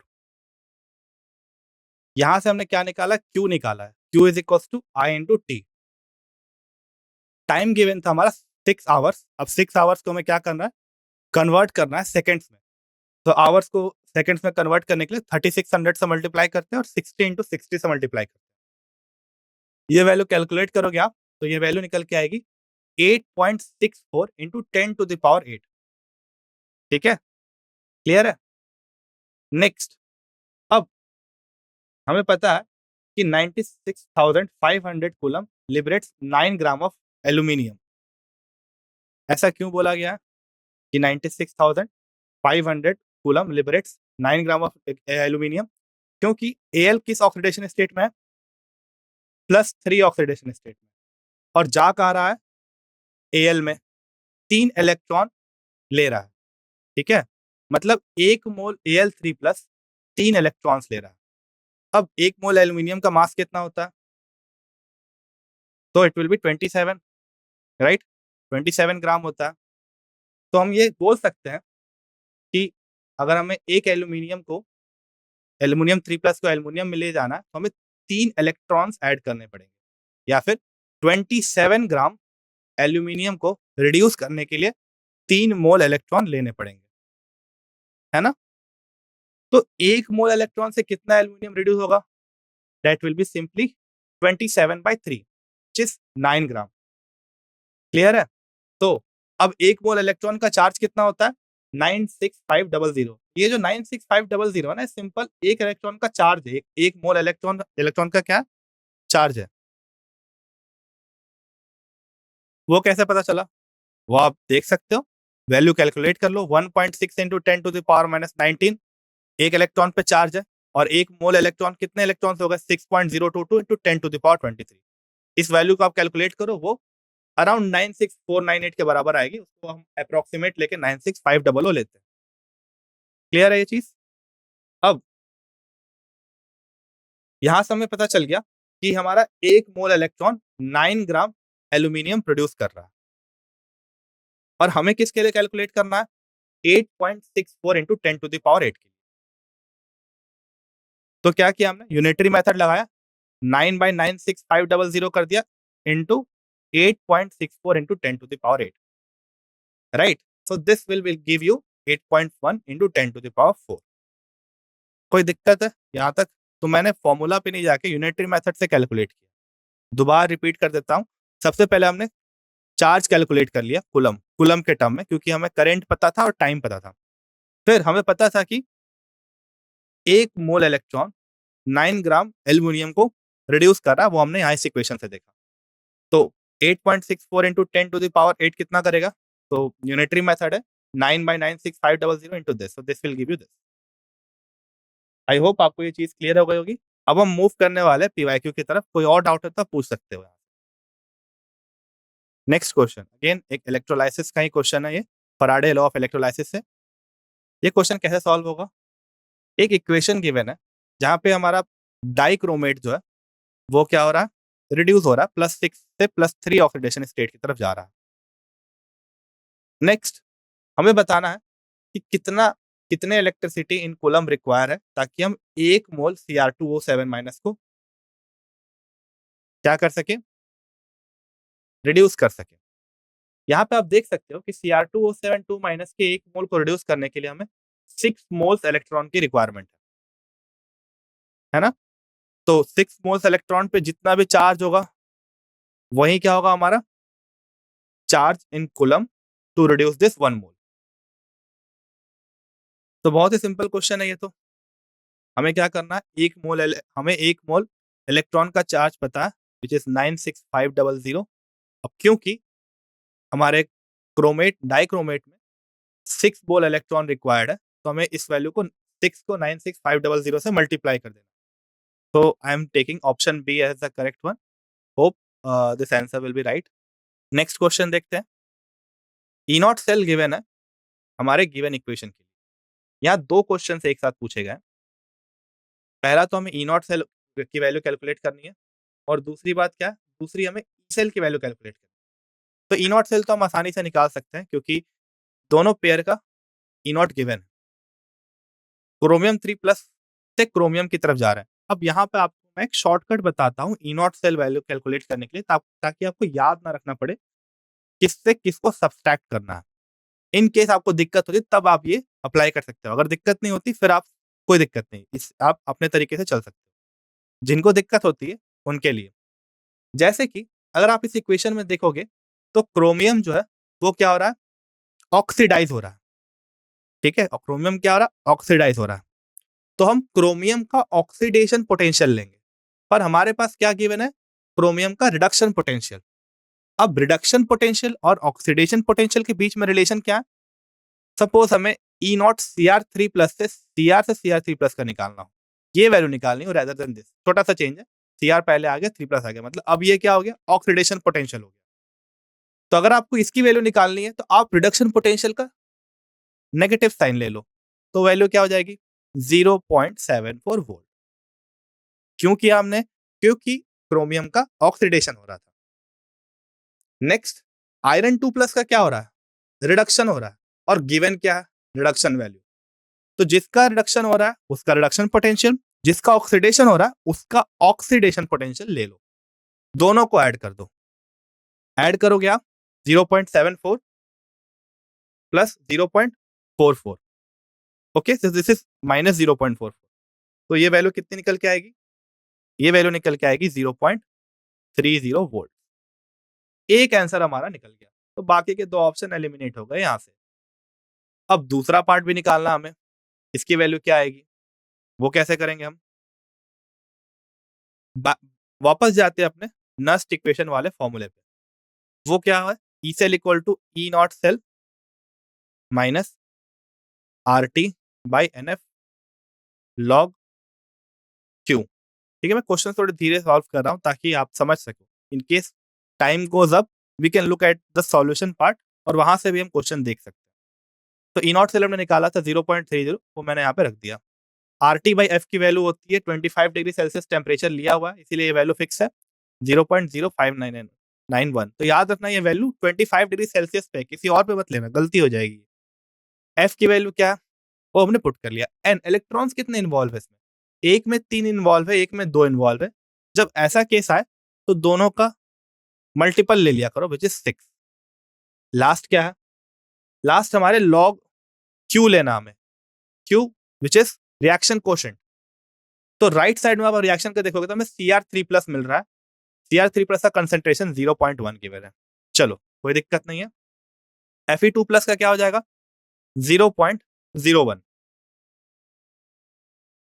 Next क्या करना हमें, गलती नहीं करनी है, यहाँ पे छोटी सी गलती से आपके नंबर कट सकते हैं। वो गलती क्या है, Cr3 प्लस का हमें क्यूब लेना पड़े, स्क्वायर लेना पड़ेगा। क्यों, क्योंकि Cr3 प्लस क्या 2 मल्टीप्लाइड है। उसी तरीके से हमें Fe2 प्लस का क्या लेना पड़ेगा, क्यूब लेना पड़ेगा। ये बात याद रखनी है आपको, ठीक है? इसमें गलती नहीं कर सकते हो आप। तो ये वैल्यू क्या निकल के आएगी, बताओ? ये वैल्यू निकल के आएगी 100 के बराबर, ठीक है? This will be equals to 100, so this will be uh, right 10 to the power minus 2, this is 10 to the power minus 6, sorry this will be 100 10,000, right? 10,000 होगा ये। अब नेक्स्ट ये 10,000 हो गया, तो ये वैल्यू क्या हो गई बताओ? 3 plus 2, so this will giving you 2 minus, तो इसको आप कैलकुलेट करके देख लेना, हो सकता है करेक्ट आंसर ना आए मेरे समय। तो 0.1 का स्क्वायर होता है 0.1 into 0.1 which is 10 to the power minus 2, it is 0.01 0.01 into 0.01, okay या। सो ये और ये क्या हो जाएगा, कैंसल आउट हो जाएगा। फाइनली क्या वैल्यू आएगी, 10 टू द पावर माइनस 4, हाँ ठीक है, करेक्ट है ये। तो हम लिख सकते हैं इस इक्वेशन को 0.30 minus 0.059 by 6 log 10 to the power 4, isn't it? यही चीज होगी। अब ये 4 बाहर आएगा, फर्दर आप क्या करोगे, इसे कैलकुलेट करोगे, which is 0.059 by 6 multiplied by 4, so this is 2 3 जा 6, this is 2 2 जा 4। यहाँ तक कोई दिक्कत? अब आप इस वैल्यू को फाइनली क्या कर लोगे, कैलकुलेट कर लोगे, जिससे आपका आंसर क्या निकल के आ जाएगा, option number D.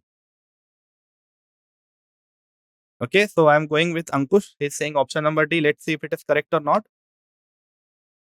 So Ankush, for your prior information, this is correct. Okay, so you don't have to worry. This is your correct option. आगे बढ़ता हूं मैं।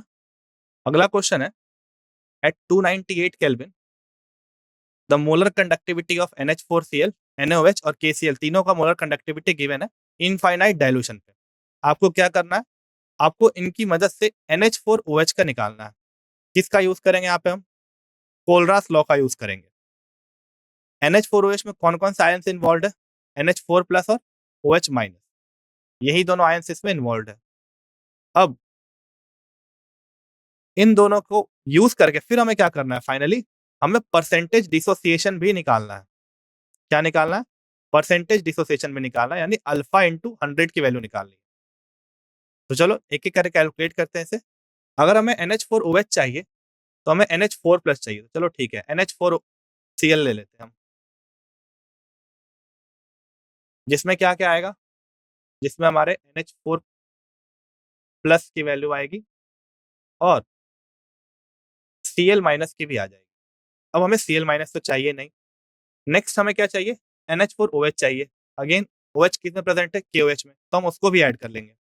तो KOH, इसमें कौन कौन सा आयन आ गया बताओ? इसमें आ गया हमारा K प्लस और OH माइनस। थोड़ा सा इसमें नोटेशन में डिफरेंस है, याद रखना, ये ऐसे होता है जबकि ये इस तरीके से होता है। This is K plus lambda naught plus Cl minus lambda naught. अब हमें क्या नहीं चाहिए, हमें ना K चाहिए पहले तो, ठीक है, ना हमें K चाहिए और ना हमें Cl माइनस चाहिए, तो this is K plus OH। ना हमें K चाहिए ना हमें Cl चाहिए, तो हम क्या माइनस कर देंगे, okay thank you, okay thank you Ankush, मुझे दिखा नहीं था। So lambda naught of KCl क्या हो जाएगा, इसको अगर हम ऐड करेंगे तो ये हो जाएगा lambda naught of K plus minus lambda naught of Cl minus. अब यहां से ये दोनों टर्मिनेट हो गए और फाइनली हमारे NH4 प्लस OH माइनस की वैल्यू आ गई। तो हमें क्या करना है, इसे और इसे ऐड करना है और लास्टली लास्ट वाले को सब्सट्रैक्ट कर देना, और ऐसा करने पे जो वैल्यू निकल के आएगी वो आएगी 275.6 साइमन सेंटीमीटर स्क्वायर पर मोल।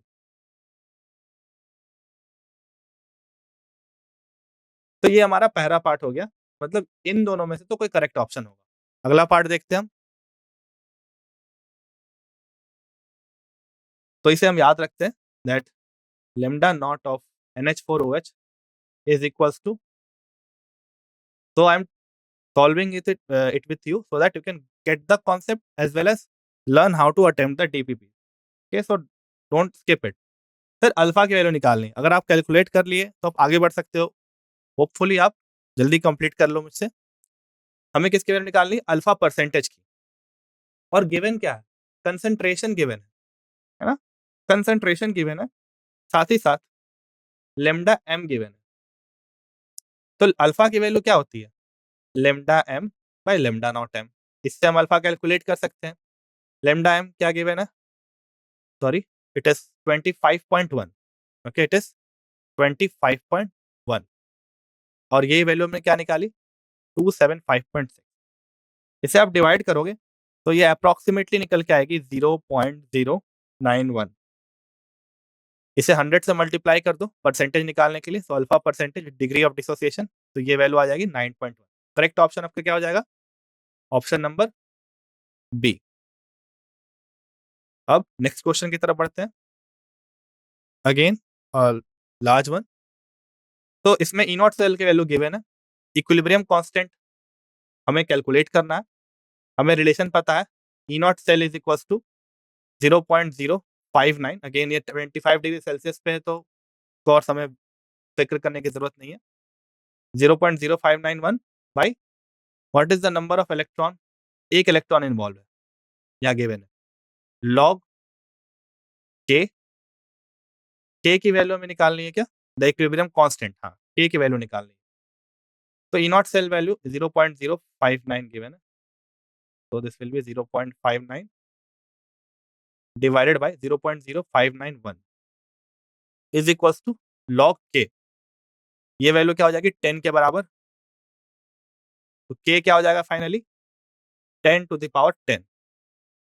इसके अकॉर्डिंग ऑप्शन कौन सा करेक्ट है? Option number C.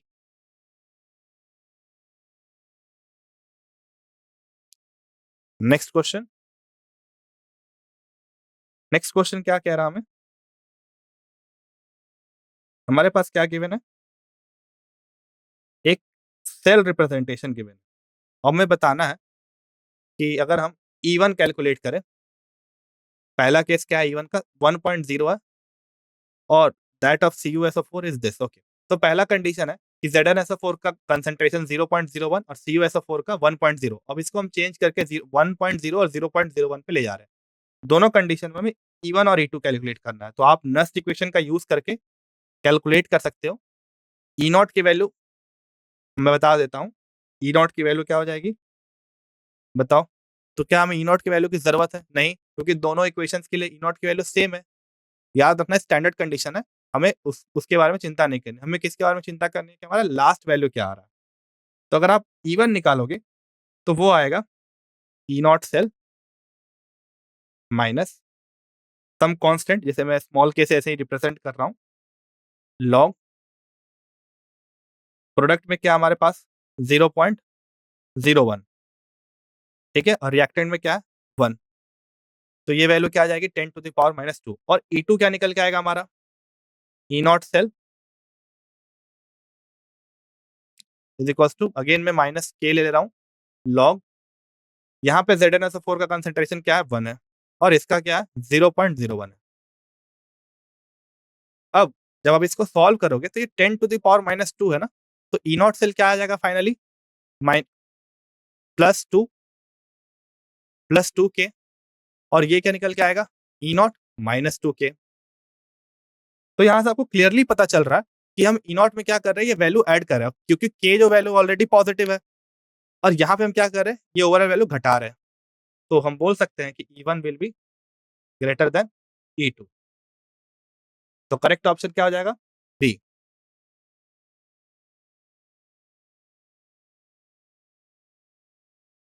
Next question. So an increase in equivalent conductance of an electrolytic condition may increase due to increase in the ionic mobility. So this is a one liner question. Ionic mobility बढ़ने से क्या होता है? Equivalent conductance बढ़ता है।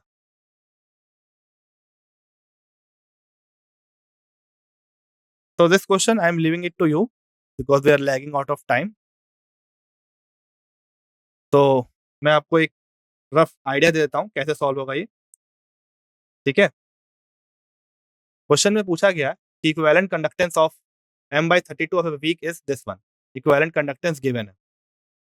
Equivalent conductance is 8. Okay. और infinite dilution पे given. Also this is a very easy question. So this is 400. हमें डिसोसिएशन कांस्टेंट की वैल्यू निकालनी. सिंपल है, 8/400. कुछ सोचना ही नहीं इसमें. तो ये वैल्यू क्या निकल के आएगी? 2 into 10 to the power -2. So this is alpha, not the dissociation constant. K की वैल्यू क्या आ जाएगी? K की वैल्यू होती है C alpha square.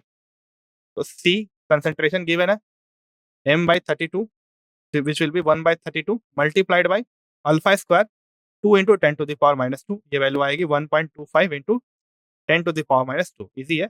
2 6 32 and this will give you the final answer. आगे बढ़ता हूं. तो करेक्ट ऑप्शन क्या हो जाएगा आपका? डी. तो अगेन ये कोलरा क्वेश्चन है, ये आपने देख रखा है इसका आंसर. तो यहाँ पे अगेन मैंने इस स्टेटमेंट को रिपीट करवाया ताकि आपको बिल्कुल याद रह सके कि क्या होता है Kohlrausch law. So it is the statement which says that at infinite dilution each ion makes a significant contribution to the equivalent conductance, ना कि conductance, है ना. ओके. और जो हमारा डायल्यूशन है वो इनफाइनाइट होना चाहिए, फाइनाइट नहीं होना चाहिए.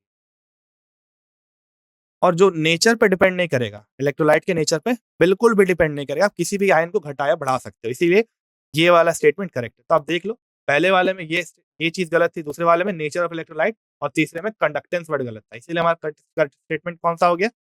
Option number D.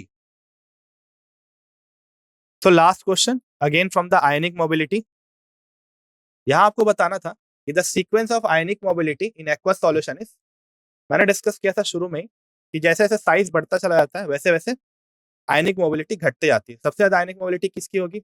सीजियम की, फिर रुबीडियम, फिर पोटाशियम, सोडियम, क्योंकि सोडियम सबसे छोटा होता है. तो करेक्ट ऑप्शन क्या हो गया? Option B. So with this we have completed our mock test. तो अब हम सबमिट करके देखते हैं.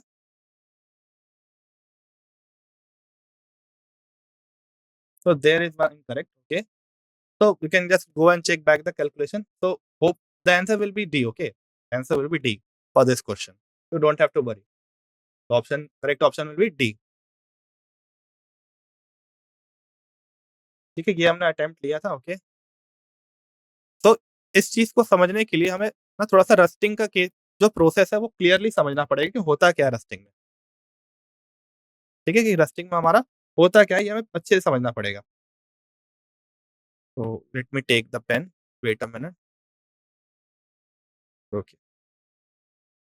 ठीक है. तो रस्टिंग, अगर मैं जनरल की बात करूं तो रस्टिंग होती सबकी है. ठीक है, अगर आप सिल्वर की बात करो टार्निश होता है, कॉपर टार्निश होता है, उनका ऑक्सीडेशन होता है. तो ऑक्सीडेशन मतलब क्या है? कि जो मेटल है वो अपने आयनिक फॉर्म में चला जाएगा. किस में चला जाएगा? मेटल अपने आयनिक फॉर्म में चला जाएगा. यहां से क्वेश्चन का एक कॉन्सेप्ट थोड़ा सा क्लियर हो रहा है कि कहीं ना कहीं ये इक्वेशन जो गिवन है ये हमारे काम की नहीं है. इसीलिए मैंने क्या किया था, इस इक्वेशन को रिवर्स कर दिया था. तो हम कहां चले गए थे? Fe से Fe2+. क्योंकि ओवरऑल इक्वेशन को याद रखना थोड़ा मुश्किल है, तो कुछ टिप्स एंड ट्रिक्स होने चाहिए दिमाग में, या फिर कुछ एक लॉजिक आपको लगाना पड़ेगा इसको सॉल्व करने के लिए. तो ये क्या हो गया? 0.44 वोल्ट. अब सिंपल है, हमें पता चल गया कि इसका क्या हो रहा है? ऑक्सीडेशन हो रहा है. और ये ऑक्सीडेशन करता कौन है? ये ऑक्सीडेशन करता है एटमॉस्फेरिक ऑक्सीजन. तो ये रहा हमारा एटमॉस्फेरिक ऑक्सीजन प्रेजेंट है. और ये क्या करेगा?